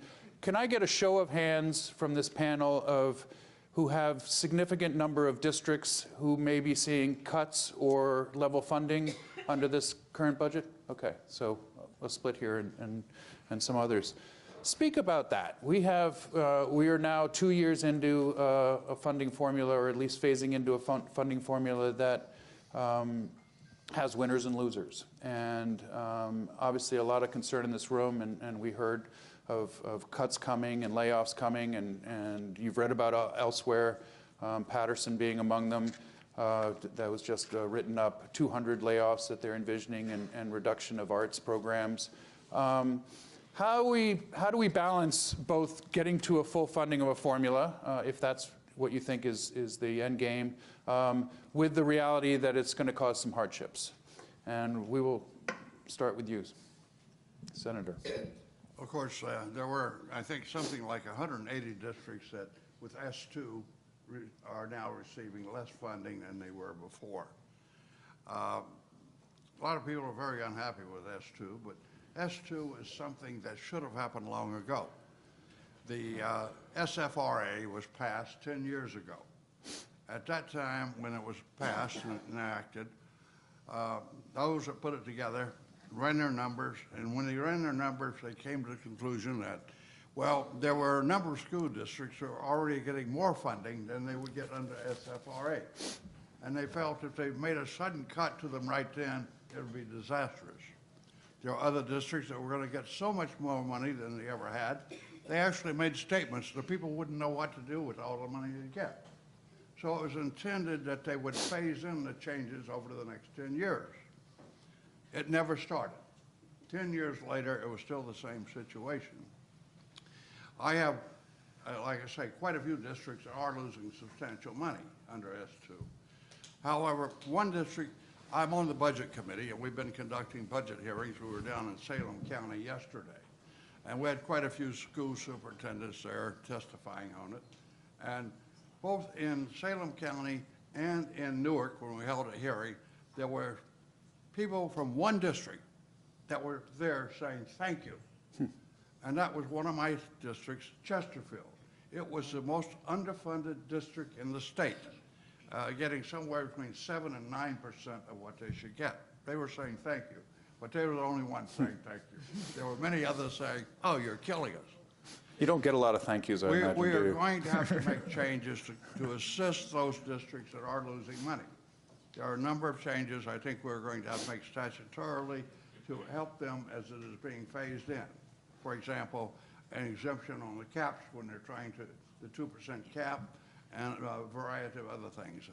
I and my running Would you mates support were that? discussing this with the Senate President and so on, and we do have a number of things that we are going to be proposing to try to help out. Senator Thompson, would you support exemptions on the cap? And yes, I think. And to what extent would they? There's no choice. I mean, if the local districts are being told they must increase their local funding in order to meet the criteria that's there, and yet you got a 2% cap that says they can't, you got an impossible situation. So we do need to make a change to that to exempt it, to permit them to do so. Assemblywoman Jasey, on that point with the cap, I mean, I don't think there's any towns out there that would say they're being undertaxed. Last I checked. Especially not in my district. You know, speak to, you know, you're not one of the districts that's seeing, I think you didn't raise your hand, but, you know, speak to this, you know, this difficult balance that we're going through and apparently we'll be going through for the next 6 years on this current path. Well, I think Senator Thompson, actually, this is something we agree on. In my district, for probably the first time, we're actually not losing money, and every district, almost every district, school district in my district is getting something. Not a whole lot, but something, and that's certainly a welcome change. The problem is, you know, SFRA was we never fully funded it, and so for the last 8 to 10 years, it has kind of been out there as more as an idea than an actuality, and so we've got to go back to it, and it probably needs substantial changing to reflect our current situations. And the other thing we really have to start talking about is how do we fund our schools going forward in a way that doesn't overburden taxpayers, and is it, and I know nobody wants to hear this, but does it mean consolidating districts? Does it mean doing some kind of sharing? I don't have those answers, but I think we've got to figure that out.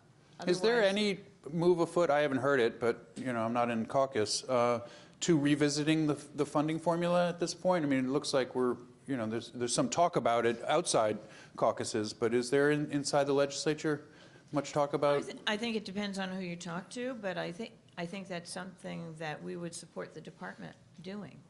Okay. May I add to that? Yes, there are changes that need to be made in the SFRA, both in the actual SFRA as well as how it's implemented. For example, with regards to special ed. Right. They utilize a census approach there, i.e. statewide, the average special ed is 14.92%. They're applying that to all districts. Well, if it's the average, there's clearly districts that have far more than 14.92 and other districts that have far less. And yet they're all being compensated as though that was there. Well, no, it needs to utilize the actual census, actual population as opposed to an average figure. But there's a number of things relative to how they are applying the SFRA as well as some changes in it. We also need to take into consideration the amount of pilot properties in districts when you're considering wealth. Because, of course, what it amounts to, towns are giving away your tax money to school districts. I.e., it doesn't cost them a penny to do it, but the school districts lose the money and towns get. No, the pilot's money must be shared between the towns and the school districts. One piece of, on special ed, one piece of news, we were, Senator Sweeney has obviously talked a lot about trying to help districts deal with their special ed costs, and he said to us back when the budget was introduced that he would consider adding $200 million to the extraordinary aid fund, and we wrote about that. I asked Governor Murphy yesterday about that idea, and he was not enthusiastic about it, only saying that we have a lot of priorities we have to deal with. So, you know, that's the latest we've heard, but I think there is some sentiment in the legislature to provide some relief around special ed, and whether there's money to do so is another question. Senator Diegnan, last I worked with you, you were Assemblyman. Were you around for the last time for SFRA? Were you? Yeah. That was quite a lengthy process. Should we go through that again? I think it's important to take a little historical perspective here. That was adopted the last year of Governor Corzine, with a lot of bipartisan support on both sides to try and come up with a formula that everybody could live with. Then we had, what would we call those 8 years? Okay. We can fill in the blanks. So now we have Governor Murphy, who's, and the commissioner is here, and I'm not saying this only because he's here, who really basically are trying to do the right thing. And they made some very, very difficult choices, very difficult political choices. One of the strongest Democratic sections of our state, Jersey City, made some very tough choices about reducing their state aid and allocating it to other districts that needed it. So there has been an enormous amount of political courage. And, you know, it's so funny because we all like to paint with broad strokes. You know, every Republican I know, and the nice thing about Trenton is, as opposed to Washington, D.C., we all get along with each other. I consider Sam to be a friend and a really, really good guy. And always trying to do the right thing. But if you asked on a stump, is it important to have caps, and should caps be enforced no matter what? Yeah, but not necessarily. In other words, it's tough stuff. What we've got to do, especially when it comes to aid for special needs students, we really have to revisit that, because districts are being really, really devastated. And the thing that I find to be most disturbing is the towns that do it right are being hurt the most. I personally know folks that choose to live in specific towns because they have programs available for the kids, okay? So that is number one. I know the commissioner agrees with that. We really have to reevaluate that particular thing. When it comes to the formula, the governor's here. I know that the Senate president was here, and the Senate president numerous times said that, you know, it's close to his heart, it's close to his personal heart. Special needs is something particularly we have to do. But hey, this is complicated stuff. Remember, there's, what is it, 210? How much extra money is this year in the budget for school aid? Somewhere over 200 million. 200, yes. So, I mean, 200 plus. the governor is trying to move in the right direction, but, 60. And you guys and women are on the front lines. You've got to tell us what you think we should be doing to make this right. But it's not, hey, you know, the old joke about if it was easy, we would have done it a long time ago. But in fairness, I think we are finally on the right track. And we do have leadership whose ears and eyes are open and are willing to listen. But, you know, that's what's so great about exchanges like this. We can listen to your ideas and suggestions. Assemblywoman DiMaso? Yes, thank you. I'm a freshman, so I wasn't around when SAFRA was put in place, but I was the PTA president for 6 years in my school district, Homedale Township, very active in the schools, township committee, all those. So I know what was going on. And so that decade of stagnancy created winners and losers. And then S2 created a different group of winners and losers. My district lost $40 million. Some of my towns made money, but in the aggregate, we lost $40 million. We need to find a way, to your point, we need to work together, and we need for you to tell us what it is that we need to do. To go outside the cap, the towns that got hurt the most in my district, Keensburg, Union Beach. Who knows about Union Beach? Yeah, they were on the front cover of the Time magazine because they got destroyed by Sandy. Part of that S2 formula is about ratables and people in the towns. Those people didn't move back yet. They're not recovered. So how do you now punish them? And to the senator's point about school districts that do it right when it comes to special education, yes, they're being punished. We are underfunded for extraordinary special education by $193 million. That's not money you can just find under a rock somewhere. And if somebody has a tree in their backyard, please share it, because we need to work together. And to Senator Thompson's point about consent, when we go by the consent, what is the word? Wait a second. when we no, no, I'm not talking consolidation. I think that their consolidation will work. Consolidation will work in some parts, but it doesn't work in other parts, and that's up to all of you to work together to see what you can do. Maybe you don't necessarily have to share superintendents. In my district, we have Atlantic Highlands, and the Henry Hudson School District. That superintendent was recognized nationally. So it works there for them. They're 3 little towns, and it works for them but it doesn't work everywhere. So I would leave that up to this group to try to do consolidation. But consensus, when you are the 14.2%, Keansburg has a 30% of their students are special needs kids. Yet they're only getting paid at 14.9.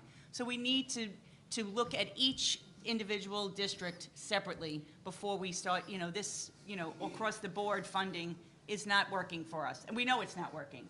So if that's not working, what else isn't working? So, but we, again, to sanitize, we need your input. We need you to come to us, and we're thrilled to be here and happy to have you tell us. Can't wait to hear from you. Senator Zwicker. Last but not least. Not yet. Oh, what do you mean?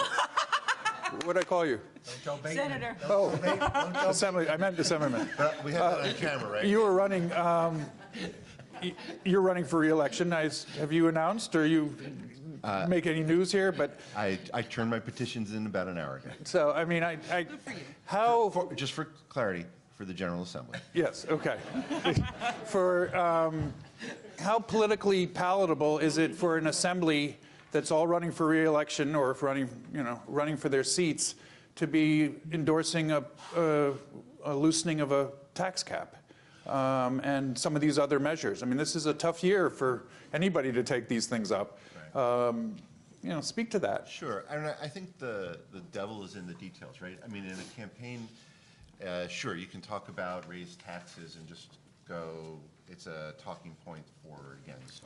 But if you really start burrowing into what's going on, I think that's where we have to look very carefully.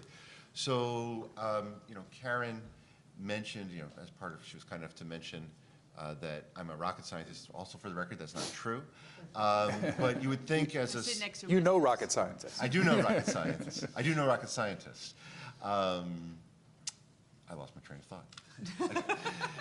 You were talking about raising taxes. Oh, you were talking about... Touche. That's right. Wait, what am I doing now? We're in a really remarkable transition because I do agree with Senator Diegnan about the fact that we're on the right path. But as we're going through this path, it's been incredibly rocky and bumpy. Hillsborough District is a perfect example. 6 years ago, they were considered underfunded. Now they're overfunded. People moved to Hillsborough for their special education. And they're being, as people talk about, being punished, quote unquote, for that. This is a real issue. South Brunswick is another town I represent. Last year, as we started on this, they received, I don't remember by percent-wise, but approximately a $900,000 increase. They were underfunded. This year, they received a $1.2 million cut. They were now overfunded. So there's a real issue in terms of understanding the formula, the timing of the formula. According to what we're getting out of Hillsborough right now, allegedly the wealth of Hillsborough has gone up 30% in 6 years. But of course, if you talk to people, it's not just about raising taxes. They're like, well, we don't know who those people are. Certainly not us. And then because of the timing of the state budget being out of alignment out of sync with the timing of school budgets, this has led to really significant issues. And then on top of that, we have, I don't want to go too far into the weeds, but I mean, you deal with this. Districts that have put in fair share, districts that have not, fair shares that are changing. And so it's an easy talking point to say, are you willing to just go above the 2% cap?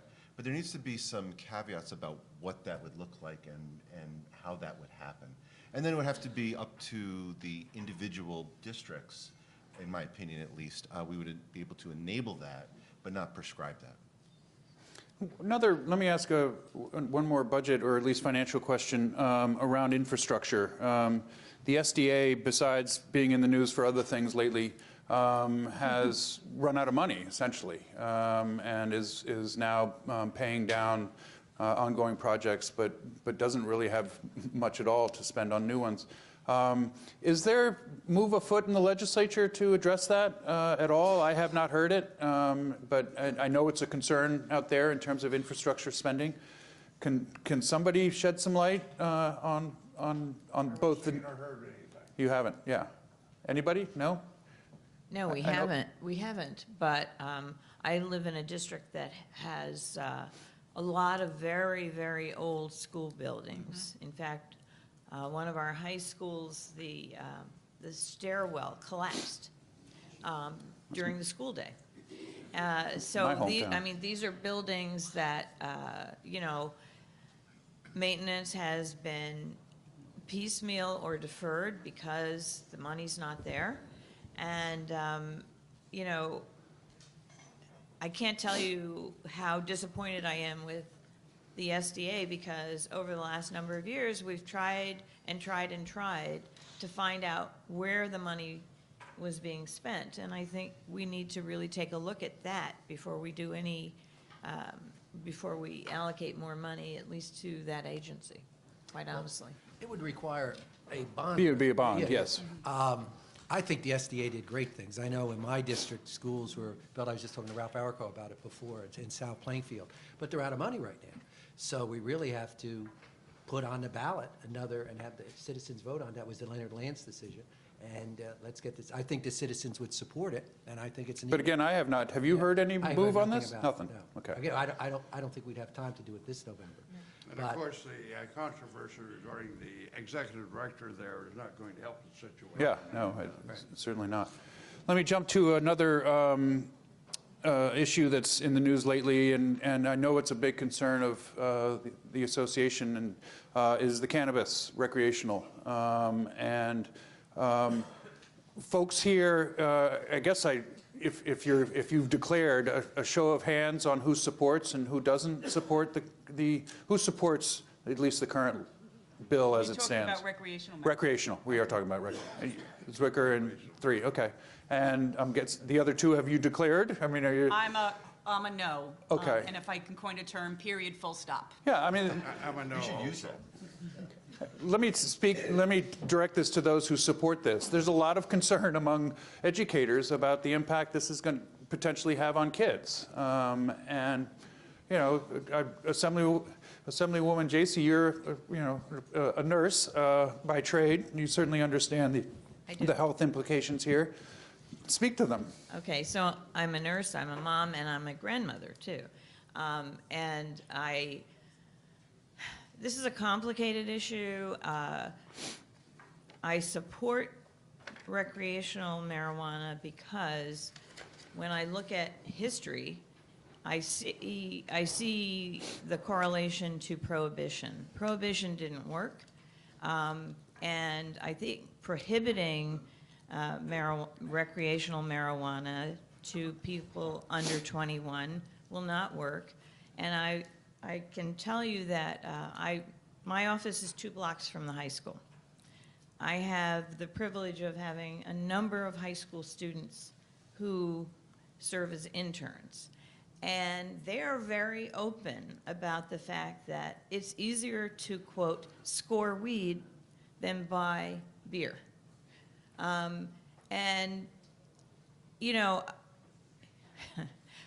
don't know what else I can say about it except that I think we can't ignore this situation. We've got to figure out how to get our hands around it and make sure that it's as safe as possible, because what's out there now on the street is weed laced with all kinds of other drugs that are much more damaging.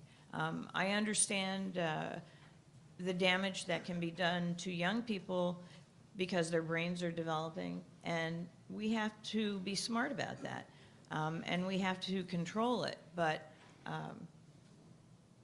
the other 2 parts of the bill, there are actually 3 bills that are tie-barred. medicinal marijuana, I absolutely think we need to do a better job. I've got a 94-year-old mother who has a script, but we can't figure out what to get for her because there's so little information and guidance on that, even from her doctor. And expungement and decriminalization is absolutely required. It's a non-starter for me unless that happens. And I know that that's not a simple thing to do because the courts are overwhelmed, and it's going to require a lot to gather all the information necessary to do it. But I think we have to deal with it. I don't think we can ignore it. Senator Diegnan, do you see this passing Yes.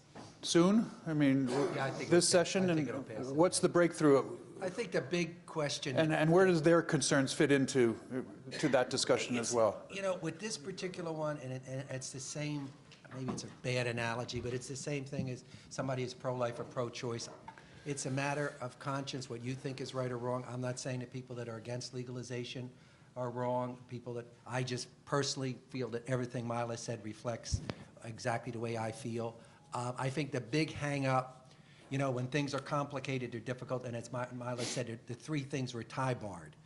I think that was a mistake. I think the more moving parts you have, especially when it comes to politics, it's more difficult to get something through.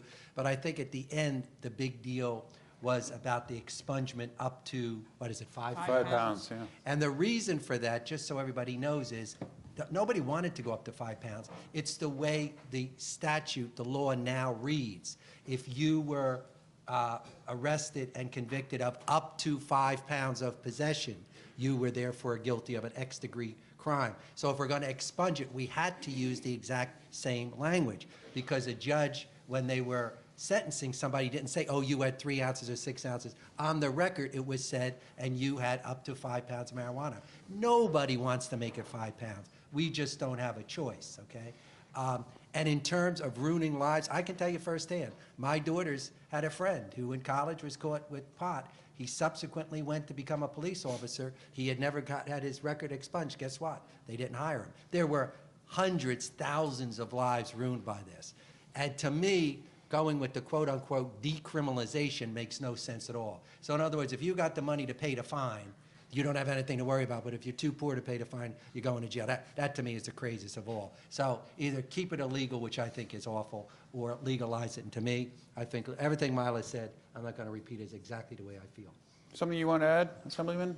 Sure. For me, as an educator and married to an educator, before I came to a yes, one of the things that I did was look carefully at safety and health studies in other states.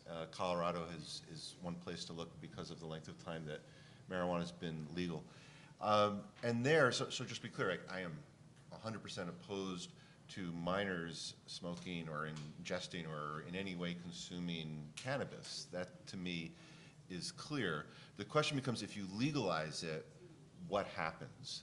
And so in Colorado, they do not see any increases over the last decade when it comes to minors' consumption of cannabis in any way. The other one for me was also, and this is from talking to police chiefs throughout my district, had to do with motor vehicle accidents and concerns. And again, though sometimes the data is a little muddled, as you sort through this, you see that there is not an increase in motor vehicle accidents. So if you take, for me, if you take those two, you then go, well, how is this any different than alcohol? It's hard for me to come up with a reason why this is different. Sure, you can talk about it, different ways to ingest, but it's very much a social norm and a transition for me. So at that point, you know, that's where I get to the yes. And of course, you know, that doesn't mean in any way in schools, minors at home, et cetera. I would in any way support. But you add that with an expansion of medicinal and the expungement that Senator Diegnan just talked about, and someone Jasey talked about. And for me, that's the basis of why I come to a yes vote. Assemblywoman, do you want to speak to why you haven't come to a yes vote? Well, I personally feel that there's just too many variables out there still. There's no way to detect it in your system when it's new. If you've just smoked, or if you've ingested, there's too many variables for me. Until we have, if you want to, the comparison has been made over and over again to alcohol. Well, alcohol isn't available, it's illegal under the age of 21. And there's a way to test if you have alcohol in your system if you're driving your vehicle and you get pulled over. Many people say we'll teach the police officers how to detect if someone's under the influence. And my father was a police officer, my sister's a New York City police captain, so I don't mean this as a slight, but most people don't trust police officers anymore. So it's the police officer's word against the person who was driving, and then the test could be in your system for 30 days. I just don't think that it's the right move for our community at this time. I do believe that we should have medical marijuana. I agree that they shouldn't have been tie-board together. I think that's a huge mistake. There's people that need relief, and they're not getting it because it's my words, being held hostage by the recreational marijuana bill. And as far as expungement, the expungement also includes some opioids, and so I'm having a little difficulty with that particular legislation because it includes some opioids and some heroin. And so I'm having some difficulty with the yes vote on that, but I do believe that people should not have their whole lives ruined because they had a small amount of marijuana detected on them or with them. I have lots of friends whose children have the same issues and couldn't get particular jobs, and that's really not fair. Everybody makes a mistake. So if you have a drunk driving record, you can get that expunged and not have that on your record, so this should be very similar. Decriminalization, I think, is, at my particular opinion, is the way to go at this point in time. And whether or not you can afford the fine, we could argue that all day long because people get fined for lots of things, and whether or not they can afford it, you know, shoplifting, you get a fine. You know, you could get a fine, or you can get jail time. I mean, it's the same thing. So I think we should really start to move. If we can move towards decriminalization and see how it works and see how our community is handling that, then we can take the next step to legalize recreational marijuana. But I am just not going to be a yes at any time in the future.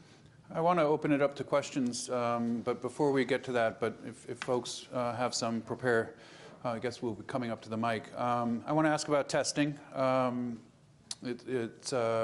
specifically exit testing. Can I get a show of hands of those who support New Jersey requiring students pass a test to graduate? Any test at all, or That's a tough, right? Well, okay. The reason I ask is because the reason we're having this discussion about exit testing is the legislature has required it since the 90s that there be an 11th grade test that you have to pass to graduate. And I was curious if there's sentiment on this panel to even do away with that requirement, let alone what that test is going to look like. Do we have, you have some support for that? Speak to that. Speak to doing away with this requirement, and not a requirement of any testing at all. I'm talking about specifically an exit test for graduation. Well, how much time do you have? We don't. We don't have a whole lot. I know. Let me just say that I think we have the opportunity now to reimagine high school and redefine and really make clear what we want to see our high school graduates able to do. And I don't think that the current testing menu tells us that. And so I would support basically tabling or eliminating the high school test right now so that we have some time to really work with our educators. I don't pretend to have those answers. I'm not an educator. But as I've traveled around the state over the last 12 years, I have, in every single high school I've been in, I see kids that are bored. I see kids that are disengaged. Things have changed dramatically, you know, with this and all the other distractions that we have to deal with. I think we really need to think about how do we get students excited about learning? How do we bring back the joy of learning? How do we let them know about all the pathways that are out there for them, and that, you know, graduating from high school should really just be kind of the beginning, in some ways, of their exploration of what they're going to do in their lives, and understand that things have changed. I mean, you don't get a job now and stay there for 30, 40 years. You're always, things are just changing all the time. And so I think rather than spending more resources on testing at this point and alternatives to testing and all that, I think we ought to just table it for now. And because we have some pretty rigorous high school requirements in terms of how many years of math and how many years of science and how many years of English and history that students have to complete, more than some other states. I think we need to pause and really take this opportunity to figure out what's in the best interest of our young people, and how do we you know, measure that in some way, but not with the standardized kinds of tests that we have currently. What about the bill now in the, I think it's in the Assembly, or was recently pulled, that would grandfather freshmen and sophomores? I would support that, yes. You support others, Assembly members? That, I guess that got pulled. It got pulled, but it, right, I mean for the transition? Yeah, yeah. Right. So here, I'm just going to take a risk. You know, because I learned from my legal colleagues, you never ask a question that you don't know the answer to, but I'm going to try. How many high school principals are in the room right now? How many of you need a state test to know that who should graduate in your school? All right, we're done. That was quick. All right, somebody speak in defense of having an exit test. In defense of having a test to graduate. Well, I support standardized tests. I mean, when we look at the number of kids that are going to college and needing to take remedial courses when they get there. Obviously, there's a lot of kids graduating who they weren't really ready to graduate. I mean, it is sort of disgusting, the number of kids, again, that require remedial courses. And why is it? Well, standardized tests gives you some means of comparing one area versus another area and so on. If you don't have a standardized test, you depend only on your internal test, then you don't really know where you stand. So I think there is a value to having standardized tests. And as a requirement, even to graduate. I think it will show whether there are deficiencies in your program or whether you got a great program or so on, because you have something to compare with as opposed to just what's going on in your schools. To the Assembly members, do you see that bill coming back this year? The one we were talking about in terms of the grandfathering? I think the number is... it doesn't have to, right? 49757. Yeah, 4957. Yes, I think it will come back. You do think in this election year? I don't think it has to, and I don't know if I answer that. What do you mean by it doesn't have to? Because of the court ruling. Oh, I see what you're saying. So in terms of the 2-year transition, you're talking about, that's the bill we're talking about? Yeah. But So grandfathering the next 2 years. I don't think it's coming back, is my opinion, right? Because the rest of it was pretty controversial in terms of...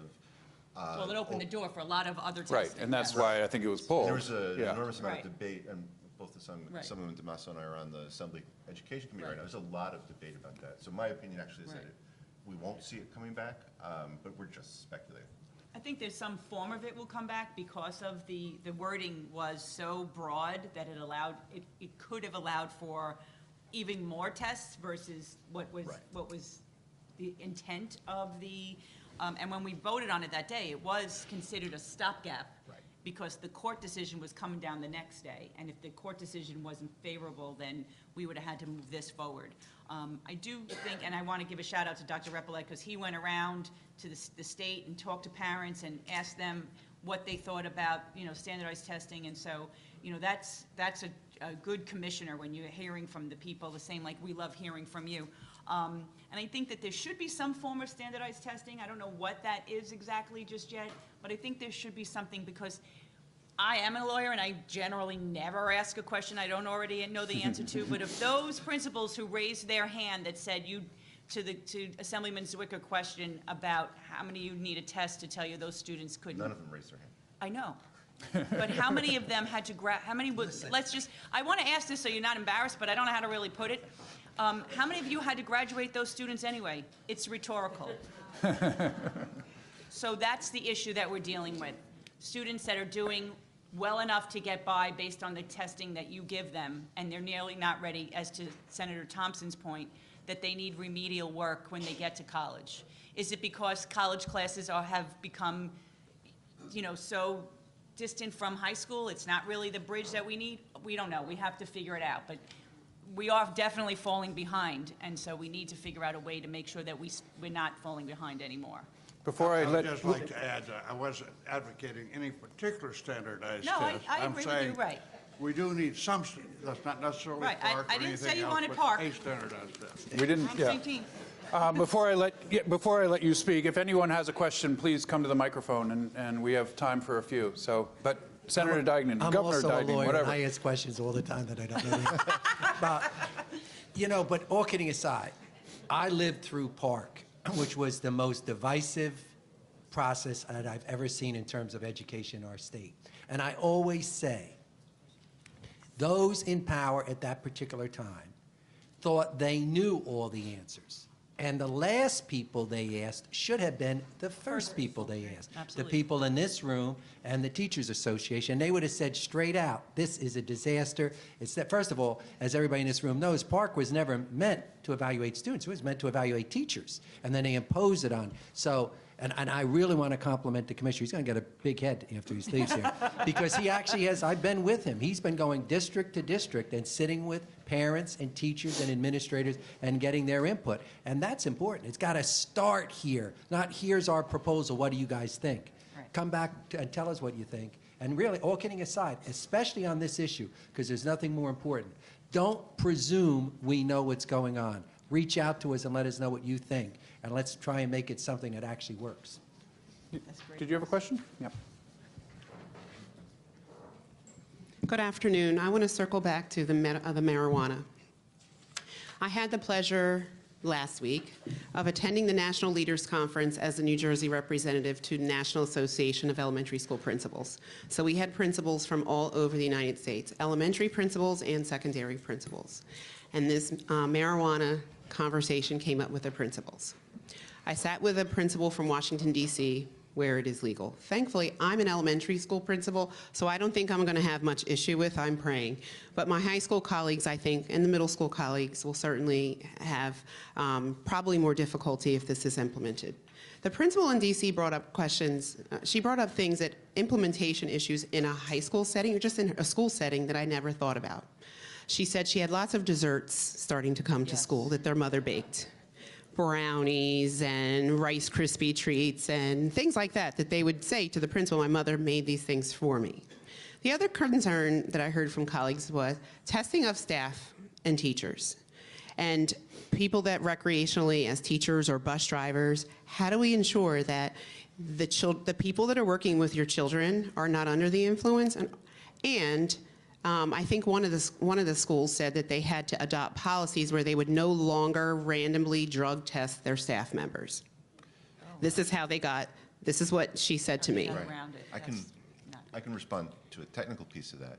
So, the issue that you're referring to is the fact that alcohol stays in our system for a short period of time compared to THC, which is the part of cannabis that gets someone high. And, there's different ways to imbibe it. So the equivalent of a breathalyzer, where we know that a police officer right now can give a test, breathe into a tube, and very quickly come up with a blood alcohol level. The equivalent of that for marijuana is being test marketed right now. And so this won't get to your colleagues' concerns for today, but we are going to start to see these in the hands of our police officers in the next year, regardless of what happens legislatively. So that will at least address a piece of this. The other one, when it comes to desserts and edibles, I thought you were going to also go to a different place. There was something in the paper a couple days ago where people are, when people are going to the hospital, the equivalent of alcohol poisoning, but it's for now cannabis poisoning. What they're finding is that it's predominantly from edibles. And it has to do with the latency in terms of, right, if you eat a piece of sugary treat, and then it's 45 minutes later or whatever it might be, and it depends upon whether it's chocolate and a fatty treat versus a gummy bear and a sugary treat, how quickly things are taken up. And you do another one, you know, et cetera. So edibles are certainly an issue, and that is not something that, as we were debating this in caucus, we burrowed down to that level of what is the difference between smoking it versus eating it, what is the implications in particular for students and for desserts. And so there's now an opportunity to start to have these conversations exactly because of what your colleagues are talking about. Yeah, I appreciate that as well. And how about one of the things we also struggle with are bus driver shortages. I'm sure other folks have that as well. And so I guess another concern would be, you know, my bus company said, can you imagine now I have bus driver shortages at this point, and what are we going to do with testing drivers for those kinds of things as well? We have to test them. We need bus drivers. So these are things I just think that really need to be fully considered before it goes forward. I'm not necessarily a period hard stop, okay? But I have a lot of questions that I need answered. I'm raising 2 young people myself. And I'm just concerned that, I'm glad we have a little pause. I will admit to that. There was a pause, it happened. And that I think we need to really fully explore all the ramifications before we just go forward with this. Thank you very much. You brought up some really great points and things we probably didn't think about. Yeah, we have to, oh, okay. One more question. I'm sorry. Yep. Yes, one sir. more. Thank Yep. you. I'm John Farinell. I'm a high school principal in Central Jersey. My question is really about a very narrow issue related to marijuana usage, and it's really about any bill that would go forward. What supports would be in any legislation that goes forward to help schools? Because inevitably, marijuana is in our schools now. It will probably expand at some level in our schools, notwithstanding other information to the contrary. We in schools work with kids and families all the time with drug use. If we have an opportunity, and we are going forward in this pathway, what supports can be included in legislation to include or increase support for kids who are using drugs, for families that may be in trouble with this situation, because all of those factors are in place. I have taken the phone calls from the police at 9 o'clock in the morning on Sunday when a kid has passed away as a result of drug use. I've heard the calls on Monday morning when a parent has passed away from drug use, and some of those were marijuana-related deaths. So that's Is there my narrow anything in question. the legislation speaking to supports for students and children? I don't think there is. There's no specific place where the dollars are going from the taxes, as I understand it. You want to say something, Assemblywoman? That's a very good point. And one area that I think we need a lot more support for our schools is in the area of mental health professionals. Yes. Absolutely. And I mean, marijuana is part of it, but it's so much more.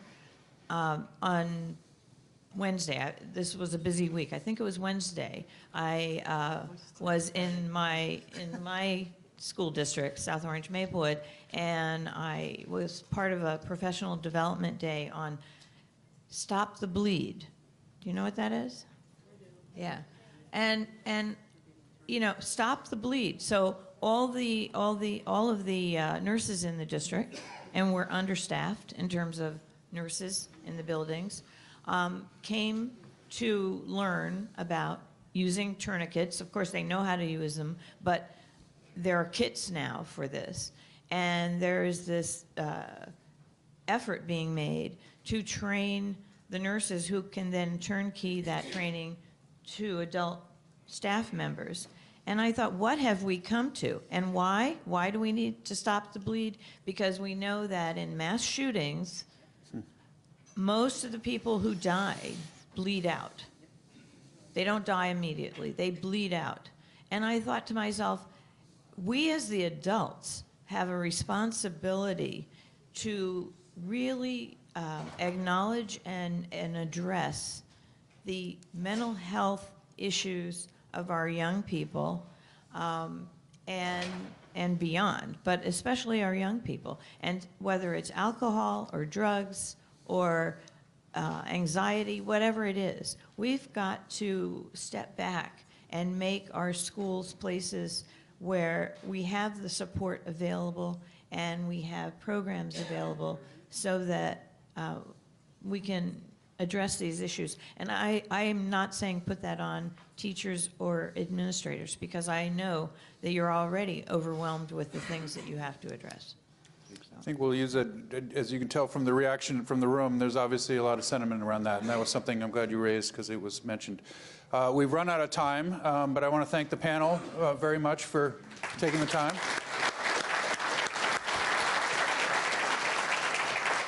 Lots of issues before the legislature in this year, and I really appreciate you all coming out and sharing your thoughts with these folks. So thank you. Thank you.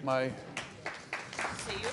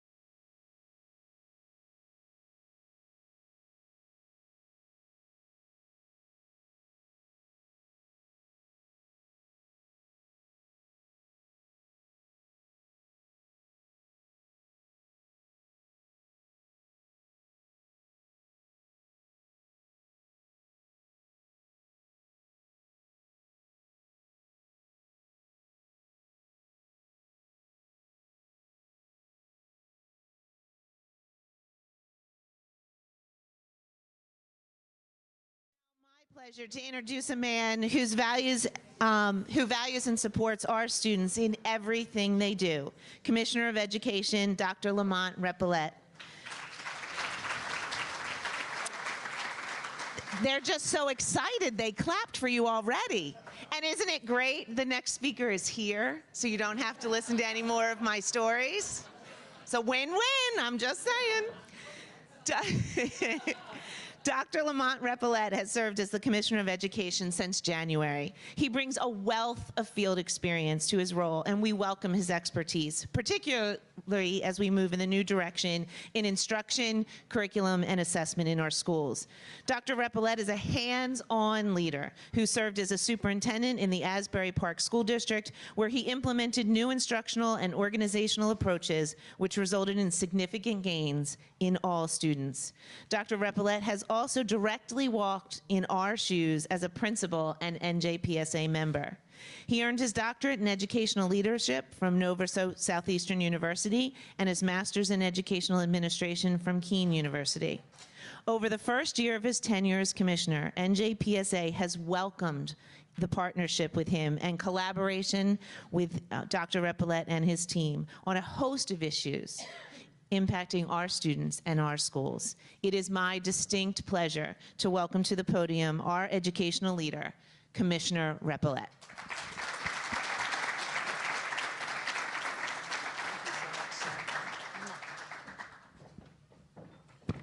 Good afternoon, everyone. Now, I'm just gonna just be honest. I talked about last year. I'm transparent. It was here. My daughter's. I'm nervous right now. My daughter, Lauren Repollet, on the side over there, she's probably going, oh my God, he just mentioned my name. She is a high school junior, and we are on our way to Princeton because she's looking, she's an architect, and the chair that we met last week at Howard University is speaking at Princeton University. So I know she's looking at the clock and saying, I've heard this guy speak for a long time. What is he gonna say? And please hurry up. But what I'm gonna say to you is not new.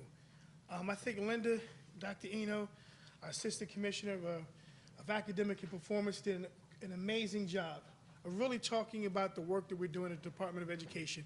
A lot of it resides in her arena. So I just want to just please, if you would like, give Linda a round of applause for the work. She has a heavy lift. I mean, I'm very fortunate enough as one of the cabinet members to really have education be one of the focus or the focal areas of the governor. And I think in his commitment to education over the last couple of years, I've kind of proven that. But with that comes a lot of responsibility. And Linda and her department. So her department, please stand up. If you're a DOE employee, please stand up. Because many times I get the accolades and I stand up here and I talk. However, it's the work that's behind the scenes that goes on every day from a dedicated, committed group of individuals. And every chance I get, I always want to stand up there and stand up here and acknowledge them for the work they do, because they are true educators. So thank you very much, Linda, and your team, the DOE, for really allowing me to do my job, and that's to be able to go out and fulfill the governor's initiatives. So as I have to say, thank you, Heather, for the introduction. I appreciate that. Karen Bingett, the president-elect, Rafael, the past president, other principals, supervisors in the room, and also my good friend, Pat Wright. Where are you, Pat? Oh, Pat's out there. Each one of you has dedicated yourselves to what I believe to be the most noble profession, one which keeps our students at the center of every decision. As a former principal, superintendent, teacher, you can go on as an educator, I appreciate the opportunity to speak with you today. So, last year I stood here as the newly nominated Commissioner of Education. And I can tell you, this is one of my earlier speaking engagements as one of those, as the Commissioner newly appointed. I was nervous, but I felt at home, because NJPSA has always been a place as an educator where I can come in and be around my colleagues and be supportive. So thank you very much for being here today. Thank you for the job that you do. However, I talked last year about the Department of Education and the direction we're going under DOE 2.0. You know, I talked about DOE 2.0 like anything is an upgrade. We all have our phone systems, we all have our systems in place and software, and every once in a while you get it, you have to upgrade. And it comes at some of the most inopportune times of the day. When you're trying to use your cell phone, it says software upgrade. So however, so when I talk about that, I'm really looking at the things that these upgrades they do. It makes it user-friendly, easy for you to communicate, always adaptive to what things are going on. So as a Department of Education, our job is to be progressive. Progressive in the sense that we are of a growth mindset and not a fixed mindset. Adaptive in the sense that we adapt to the needs of our educators, but more importantly, first our students and their needs. And responsive to how we address, how do we interact with you, how do we engage, how do we collaborate with you. So when I talk about the DOE 2.0, that's what I'm talking about. A progressive educational system that is adaptive and responsive. Because as educators, I just spoke at NJPSA today at the Equity Conference. And I talked about a year ago, for us, by us. It's not a clothing line, FUBU. It's really what I think internally, what we as a Department of Education and how we're working with our stakeholders in the community. So with that being said, I'm excited that in this past January, NJPSA was instrumental part of a series of ELA and math meetings. NJPSA in general, and Pat Wright in particular, and her team has helped spearhead, and Linda talked about CAR. So why is it important that we are excited about the work we're doing with CAR, the partnership? It's exciting because we understand that, and as true educators, you know that curriculum instruction is a major part of the work that we do. Without quality curriculum, without high quality instruction, without curriculum and not rigorous standards, we're not going to get to the point where our kids have student success or student achievement. So when we look at CAR, the impact this has, looking at standards, unpacking those standards, professional learning communities, and how we work together as a group, but more importantly, how as collectively we can share best practices and be able to create products that people can go out and use to better our students. So that's why I'm excited about the Department of Education and our commitment to CAR, is because we understand as educators that if we look at our assessment cycle, standards, curriculum, instruction, and assessment, we understand that CAR covers kind of 3 of the 4. So that's when I sit and say a framework that creates a cohesive and comprehensive plan for improving student learning and strengthening educators' practice. I'm confident that the work that our educators have done to unpack the ELA and math standards will lead to equitable outcomes for all students. I'm looking forward to learning more about their progress during the upcoming year. In addition to that work, we recently had a kickoff event for New Jersey Student Learning Standards Review. Now, we understand that our standards over a 4 to 5 year period, we have a review process. However, as I talked about last year, being collaborative and being transparent, well, guess what? I think over the past year, DOE 2.0 have proven that. So we have a collaborative educators throughout the state. But what's more exciting at that convening was we have educators, not just in particular areas, but throughout the state that represent our diverse population with our students. To be able to come together to make sure that the standards are aligned and make sure that they're relevant, because I think it's important, because we have the rigor, but how do we make sure that our standards are relevant to today's times? So that's the excitement that I have when it comes to the collaboration piece. So not only is that, we believe that putting student success and achievement back in the hands of educators like you, we're in line with Governor Murphy's philosophy of stronger and fair New Jersey. So up here, the legislators, they talked about, and they kind of commended me for the work that we're doing by listening to our educators across the state. Well, that's something that I've always done. You know, I got to shout out Mr. Reggie Martell, the principal at Asbury Park. He was the principal of the high school, and now he's principal of Barack Obama Elementary School. And I think Reggie's sitting back there right now saying, we've heard this story before, because Dr. Repollet has always been adamant about making sure that voices are heard, making sure that educators are around the table, stakeholders are around the table when it's time to make decisions. You know, and we talk about, so these legislators up here, they talked about Park. And I'm going to touch briefly, I'm going to touch on assessment. I'm going to also touch on funding, because I know that's what's on people's hearts and minds right now. So I'm going to veer off a little bit, but let me just talk about what the legislators have said.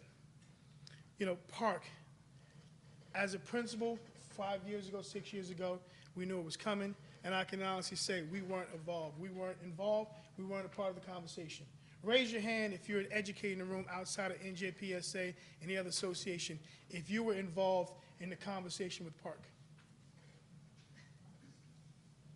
Exactly, right? So how do you create an assessment where you have 1.4 million students that will go through this assessment system and not ask the individuals that are responsible for ensuring the success of those students? So the approach that we're taking right now as we create the next generation assessment is this. We want to hear what you're talking about. And I'm very proud that the group led by Diana Pasculi over there, our Deputy Assistant Commissioner of Performance, and her team really has, we touched, what, how many, 4,000 or 5,000 individuals through our outreach sessions and first outreach? But more importantly now, we're drilling down, Dr. Eno talked about it, we're drilling down now on those major themes, right? We're drilling down, somebody talked about portfolio. Well, guess what? That was the conversation we had. Someone talked about the design of the assessment, right? We don't know right now, because I can honestly say, I mentioned to Assemblywoman Jasey earlier, it's like this. You understand that slippery thing when you try to grab it and it keeps slipping out of your hands? So at night, when I think about assessment, that's what I'm thinking about, because it's always, for me, changing. The game is, the rules are always changing for us, because the past year we walked around the state, as Linda said, talking about assessment should be in the early years so we can transition our students for post-secondary success. But then December 31st came, we got a phone call. I think Colleen sent an email out to everyone saying, oh, hold it. And, you know, and I'm reading, I'm like, are you serious? That we now, our testing system, which we've known for the last X amount of years, was invalid. So we just spent the first X amount of months really working hard to come up with regulations to kind of move the needle when it comes to our assessments, because I am very clear of my mission. That is to end Park. Governor Murphy talked about it in the campaign. I spoke with him privately. He is adamant about ensuring that students aren't over-tested. You know, he didn't talk about not having assessments. He talked about making sure that it's relevant for our students and our students aren't over-tested. And so we, as a former principal of a high school, I can tell you this, there's a lot of things that are going on in the high school year, and being able to take 7, 8 multiple assessments throughout the process, and that's state testing, along with PSAT, SATs, honors classes. It's really every year our students are taking 4 major assessments. And as Assemblywoman Jasey said, when are we learning? When are we going to spend the quality time? So as we talk about the next generation assessment. Whatever that outcome is, I'm not going to sit up here and tell you that I know what September's forecast is going to be with the assessment. I can't. Because as of right now, the last year or so, that has been a slippery slope. Every time we think we have our hand on it and we grab it, guess what? And my team is probably frustrated because they hear me say all the time, we have to be nimble, we have to be adaptive, and we have to be flexible. Because this is a major policy initiative and a policy issue. So it's not as easy as expanding pre-K. It's not as easy as computer science for all. Because I think everyone is going to hit the room and say, I think pre-K expansion is great. I think computer science for all is great. However, if I ask a room full of individuals, what is your take on assessment? Everyone has a difference of opinion, especially in regards to your position and where you are in your position and what school. So that's the landscape of assessment. But as I talked about last year, being a neophyte for this position, and I got my sea legs now. It's been a year. I can honestly tell you this. When we find out, you'll know.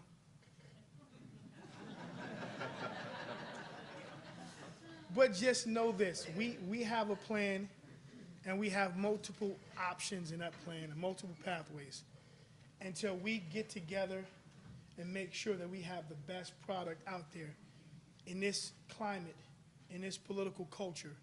Then you'll know that we have thoughtfully asked your opinion, and as much as we can, we will incorporate your opinions into the work that we're doing. I think over the past year, I've proven that listening to everyone, not just associations, but also individuals out in the field, to parents, but more importantly, listening to our students. Because our students said when it comes to assessment, I go back to the first couple meetings, why are we taking this assessment? Because when I take SATs, I know if I do well, I'm going to get into a very competitive college.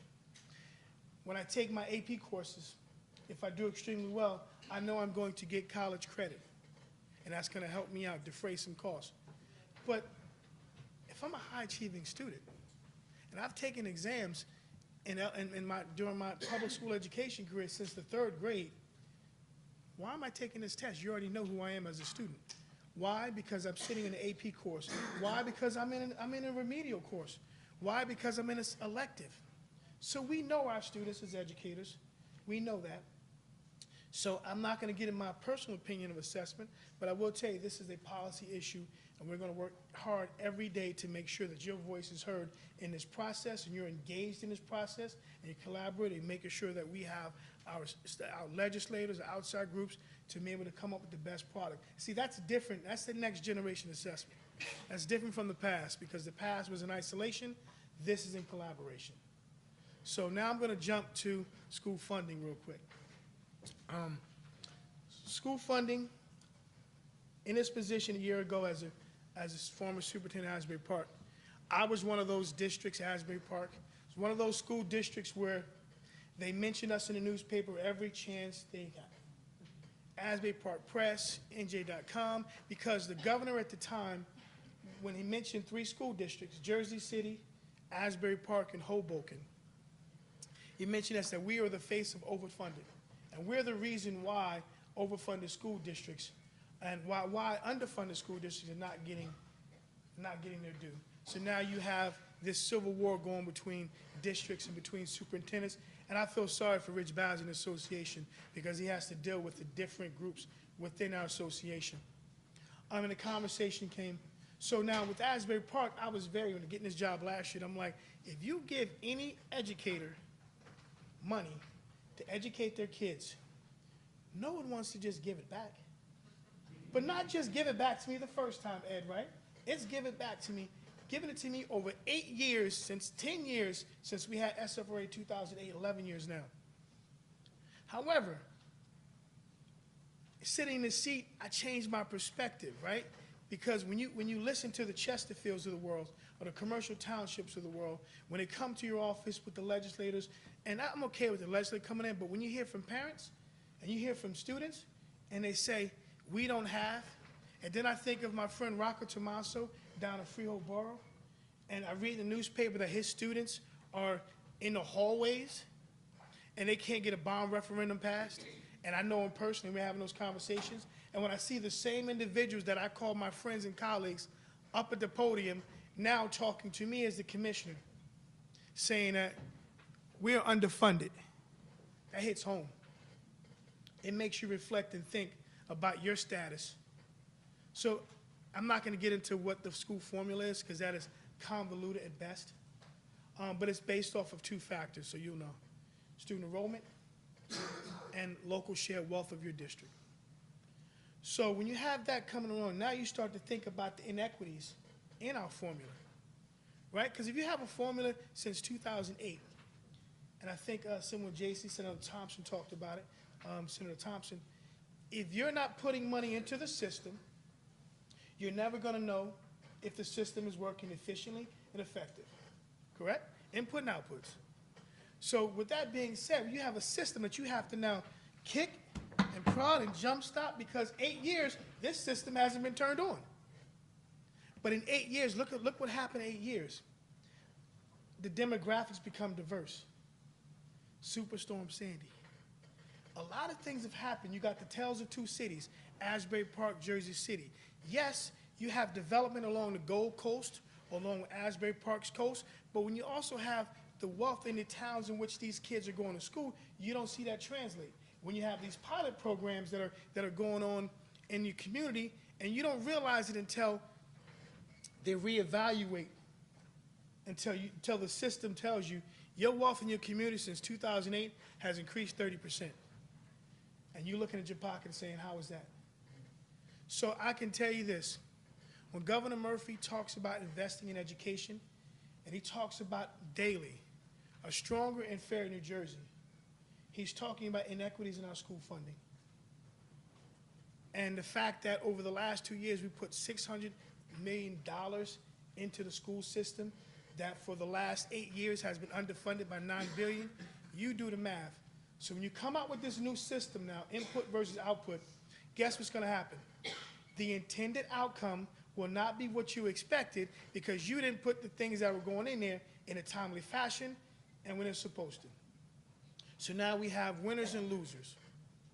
Now, if I had a crystal ball to go back and see if we've done something different, then maybe. But right now, the reality is that for years, we've had districts. So I've kind of changed my tune when it comes to funding. I am now a proponent of what we have. Like any bill that's in that legislation, I always talk about the ripple effect. I can tell you this, it is not perfect. But it's a start. And Governor Murphy, I think, is the conversation that they're having with the legislators right now. Governor Murphy and his team in the front office, they listen to people as well. And we've listened to districts. So when we talk about a commitment to education, commitment to continuing funding education, we're still talking about looking at the very apparatus in which we have that kind of computates and compute all these numbers for us. So our goal is to make sure the Department of Education, this is where we jump in, right? Because that's a bill, and we can't control what legislators do.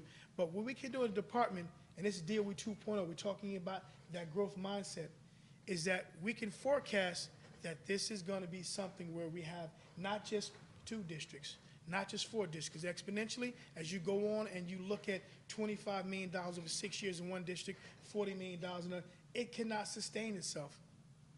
But I do know the governor is committed to looking at this. Last year, I stood up here and I stood in a total of 7 hours in hearings to talk about school funding. And the one thing we talked about was being committed to modernizing the formula.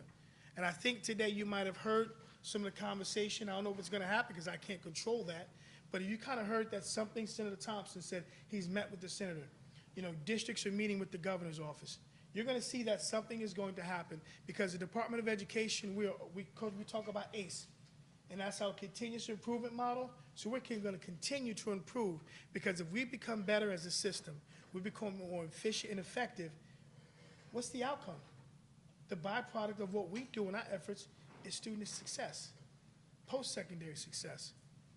So we cannot do this without this formula being done. So rest assured that we'll continue looking at the formula, making recommendations, and making sure that it is equitable than what it is right now. Because I would tell you last year, I would have said, now I can tell you that it was something to address inequities. Because when you have districts that are in the hallways, when you have people that have gone for years, and their local share is footing the bill, and districts such as my own, Asbury Park, the local share is only fitting about 13% of the education. Now I need to look at that. I need to look at the mirror, because they reminded me on my hearings that I benefited from a formula that's broken. So I think the compromise, the A2S2 bill, I think right now is just a stopgap to what we're going to do. So right now, department, I'm not going to continue. I think Linda did a great job. I'm just happy the fact that we can engage in conversation. The fact that, as Linda said before, you're not going to sit up here and listen to us preach, because I don't think we're in the preaching business. But we are in the educational business. And as educators, I can learn. And I'm going to say this. We're number 2 in the country.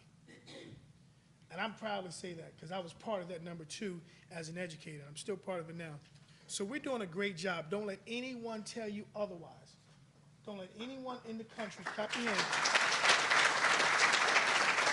anyone in the state tell you otherwise. You're an educator. This is a noble profession.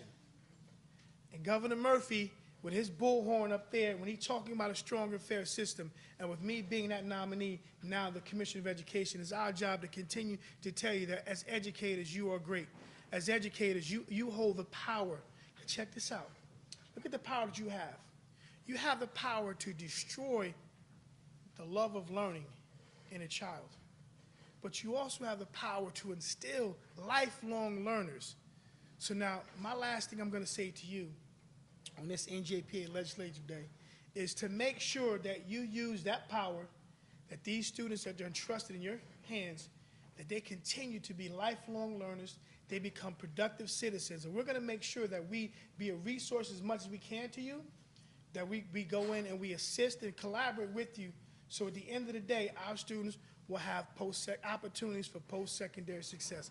So in Asbury Park, we talked about the moral imperative, right, Reggie?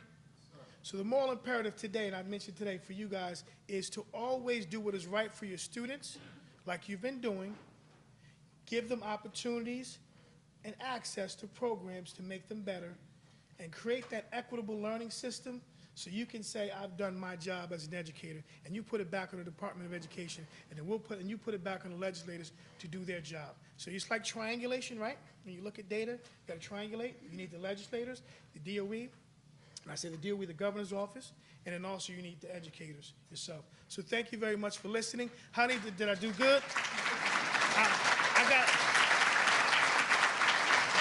Enjoy the rest of your day. Thank you very much.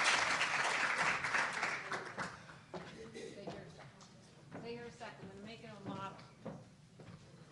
Before we close today, just a reminder about PAC.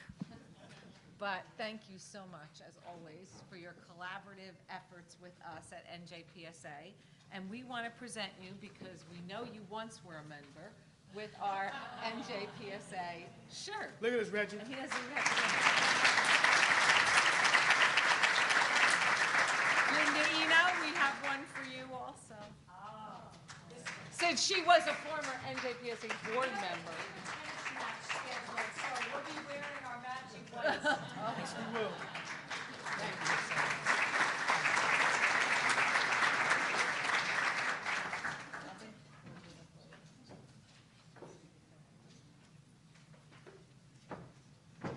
Good afternoon. My name is Dr. Robin Moore, and I'm the proud principal of the Roland Rogers Elementary School in Galloway, New Jersey. Now, we have had a very exciting afternoon, and we have one more exciting topic to present to you, and we thank you for your patience and your participation. But before we go on to that topic, I would like to bring things back to where we started on the issue of member participation. And in the words of Pat, as an organization, we are only as strong as the participation of its membership. So please get involved in PSA committees and in PAC. So next year, the United States Census will be taken as it is every 10 years. The census is required by our federal constitution. The data is gathered and utilized in many ways, including research, legislative redistricting, and in the allocation of federal aids to schools, students, and communities. It is critically important that New Jersey count all its citizens, not only those in our schools, but all citizens throughout our state.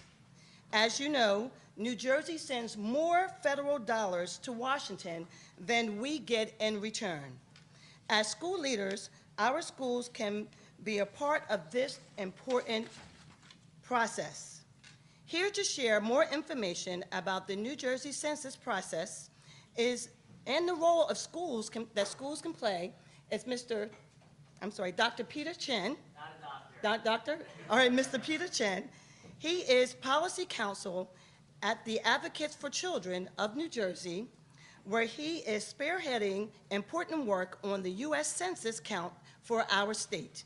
Please join me in welcoming Mr. Peter Chen.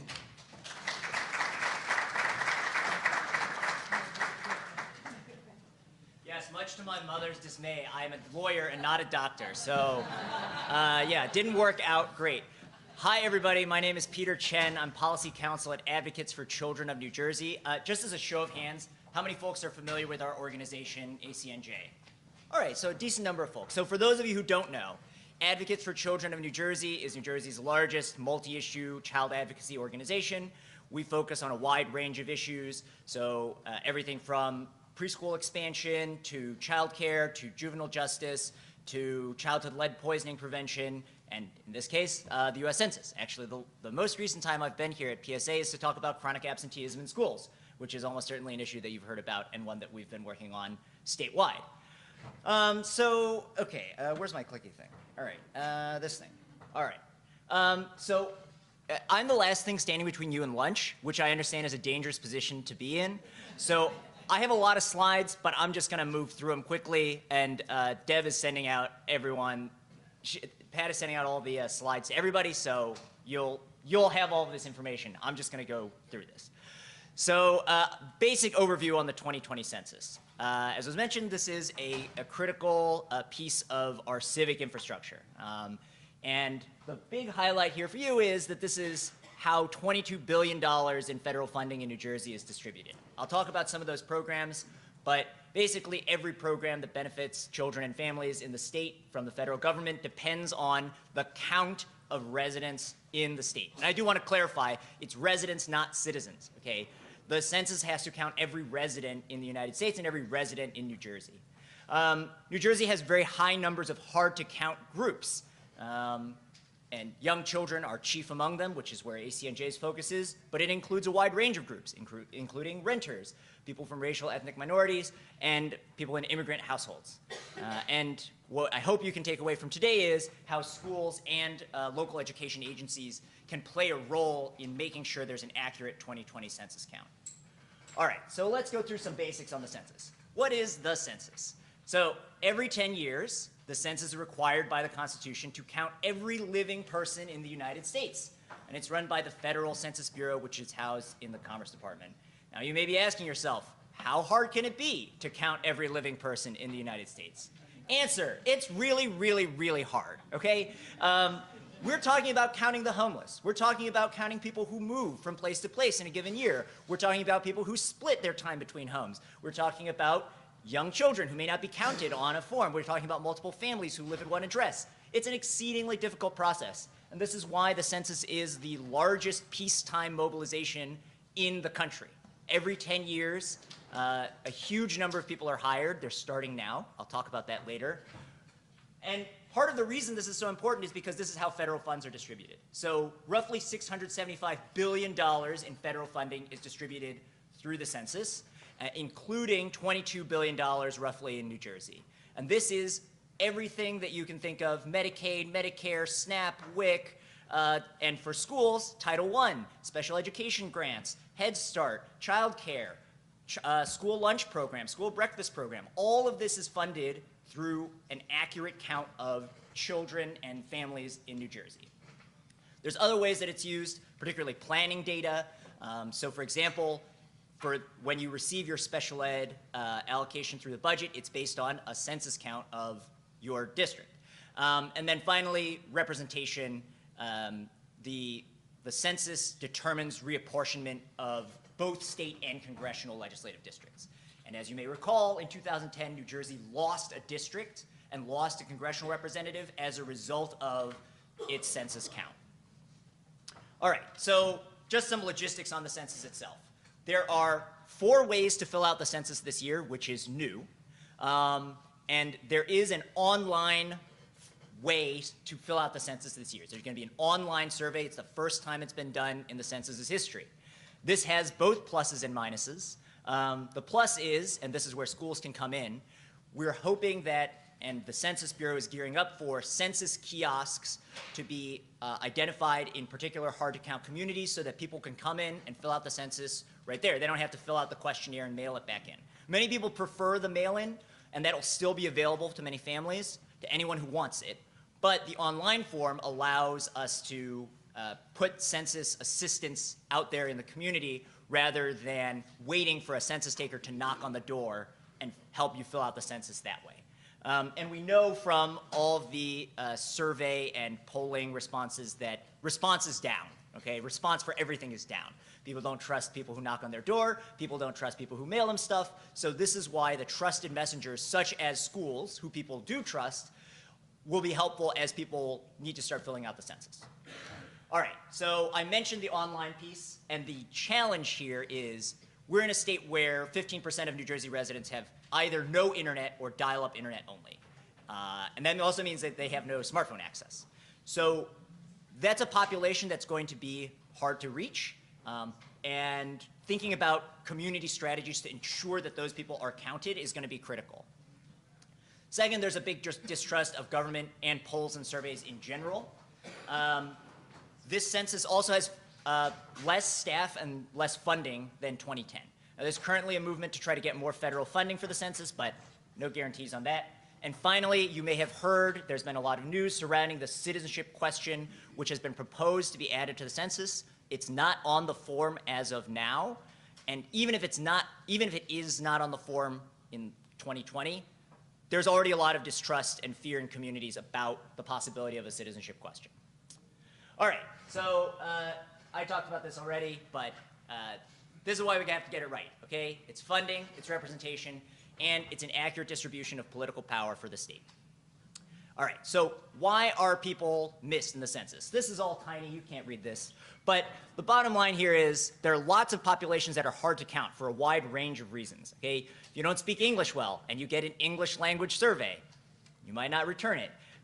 If you are an immigrant, you may not know or understand why you might fill out the census, or you might fear what might happen after you do. And there are lots of reasons that families might be undercounted even if they're not in these populations. So for example, for children, the big one is they're not included in people's questionnaires, even if they live there. Okay, so you have a household that has 11 people living in at that address. Who's gonna get left off if there are only 10 spots? It's the youngest child, right? And we also see that there are a variety of issues for what are called complex households, but we're seeing this increasingly where you might have multiple families living at a single address who are not necessarily related to each other or tangentially related to each other. If one family fills it out, the other family doesn't even know that they've been excluded from the census. All right, so New Jersey has high numbers of hard-to-count groups, and in particular, one of our strengths as a state is how diverse the state is. But that also means we have a high number of hard-to-count populations. So, we're 45% non-white. We have the 3rd highest percentage of the population that's immigrant in the country. So that means, these are communities that are going to be harder to reach in the 2020 census. And remember that the Federal Census Bureau is putting in less investment into its direct outreach efforts. All right, so what can you do? You're thinking, I'm a principal, I'm working as an educator, what's my role? So your role is really about trust. What we've seen in a lot of the messaging research on the census is that the messenger matters more than the message. Okay, you can design a message and message test it as many times as you want, but who it is who's giving that message matters. Families trust the people who they see around them every day who are supporting them and their families. Okay? They trust schools. They trust the people they see at their house of worship. They trust the library. They trust their doctor. But when you ask, do you trust the federal government, and keep in mind, the person who knocks on your door from the census is a federal government employee, then they say, well, I don't know, right? And so your role is really helping to build that messaging around why it's important to fill out the census, and also to serve as a trusted messenger and even as a site where the census can be filled out in 2020. We hear a lot about how New Jersey's in dire fiscal states. Well, this is a huge reason why, is we lose out on federal funding, particularly because our undercounted communities are often our low-income communities, the kinds of communities that are included in these federal calculations for funding. All right, so how can you help? The first one is participating in local complete count committees. Now, there are a few local complete count committees, and there's a statewide complete count commission. But really, again, going back to this idea of trusted messengers, it's the work on the ground that's going to get people to fill out their census form.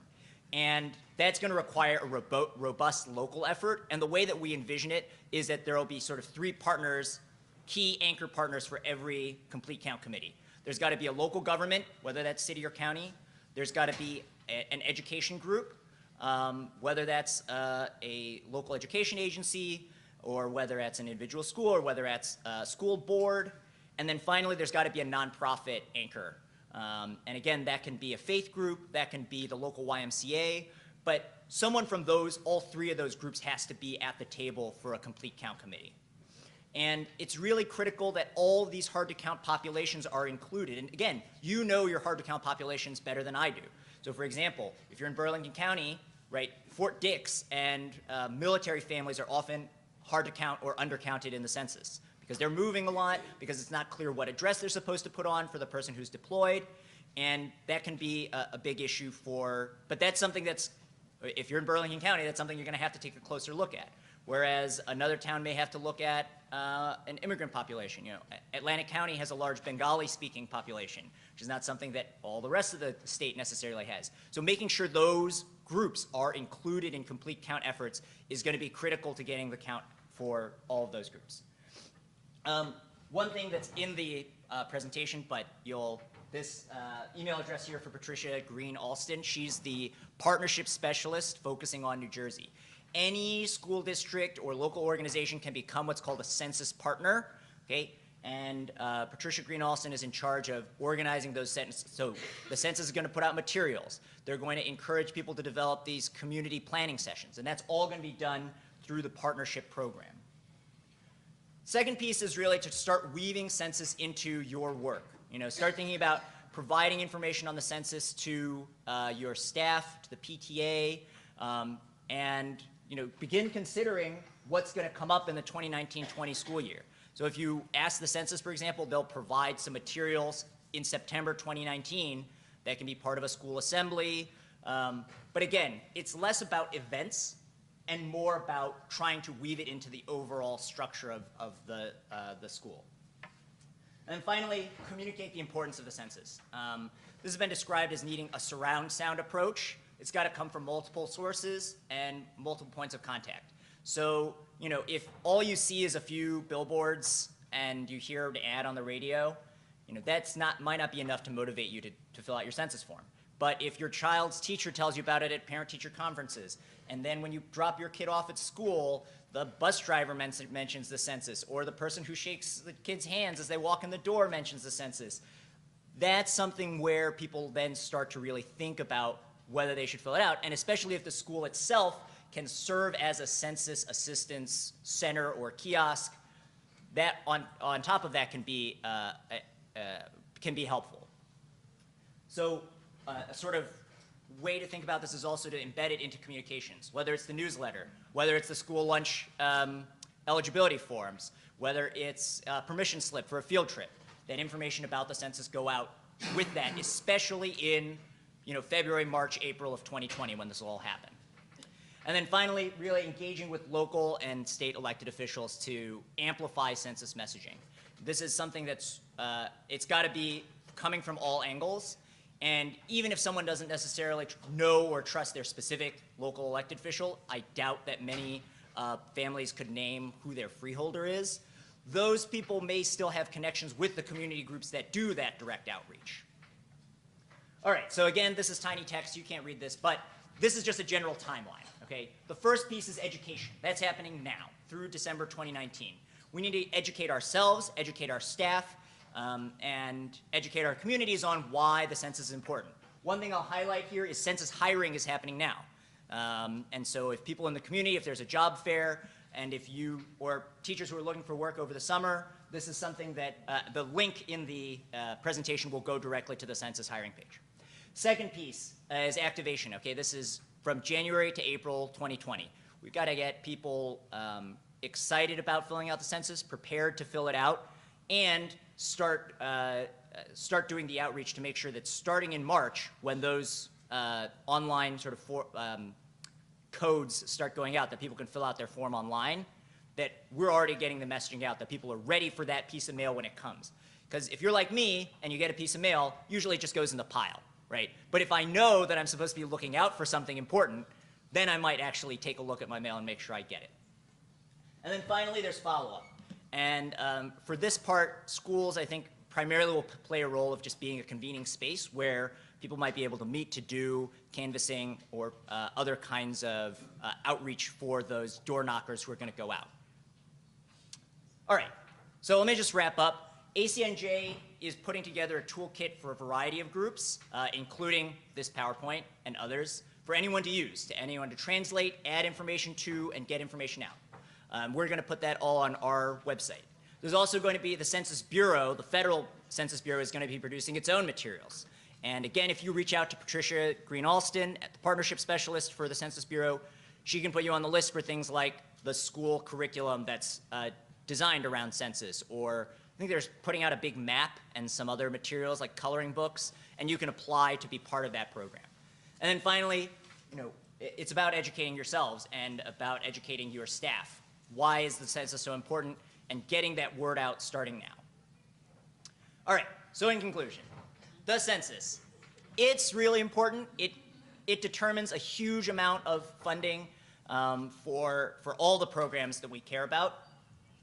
New Jersey has particularly high numbers of hard-to-count groups, and so we need to make sure that those hard-to-count groups get counted in 2020. And finally, you have an important role to play in getting out the count in the 2020 census. All right, how'd I do on time? Pretty good? All right, thanks everybody. Here's some resources, and here's how to contact me. Thank you so much, Peter. And I do have to tell you that we told Peter you're the last speaker of the day, and he promised us he would stay within the time, and he certainly did. So thank you very much. I want to thank everybody here for being here today, for joining in the conversation. Once again, a shout out to Debbie and Jen for their great work in government relations. And Bob Murphy promises me that with Sweeney's new announcement today about possibly combining the two health plans, we will be getting information out about what that would mean to our members. We'll have to have some time to study that and look at what the ramifications will be for us, but we'll be following up on that.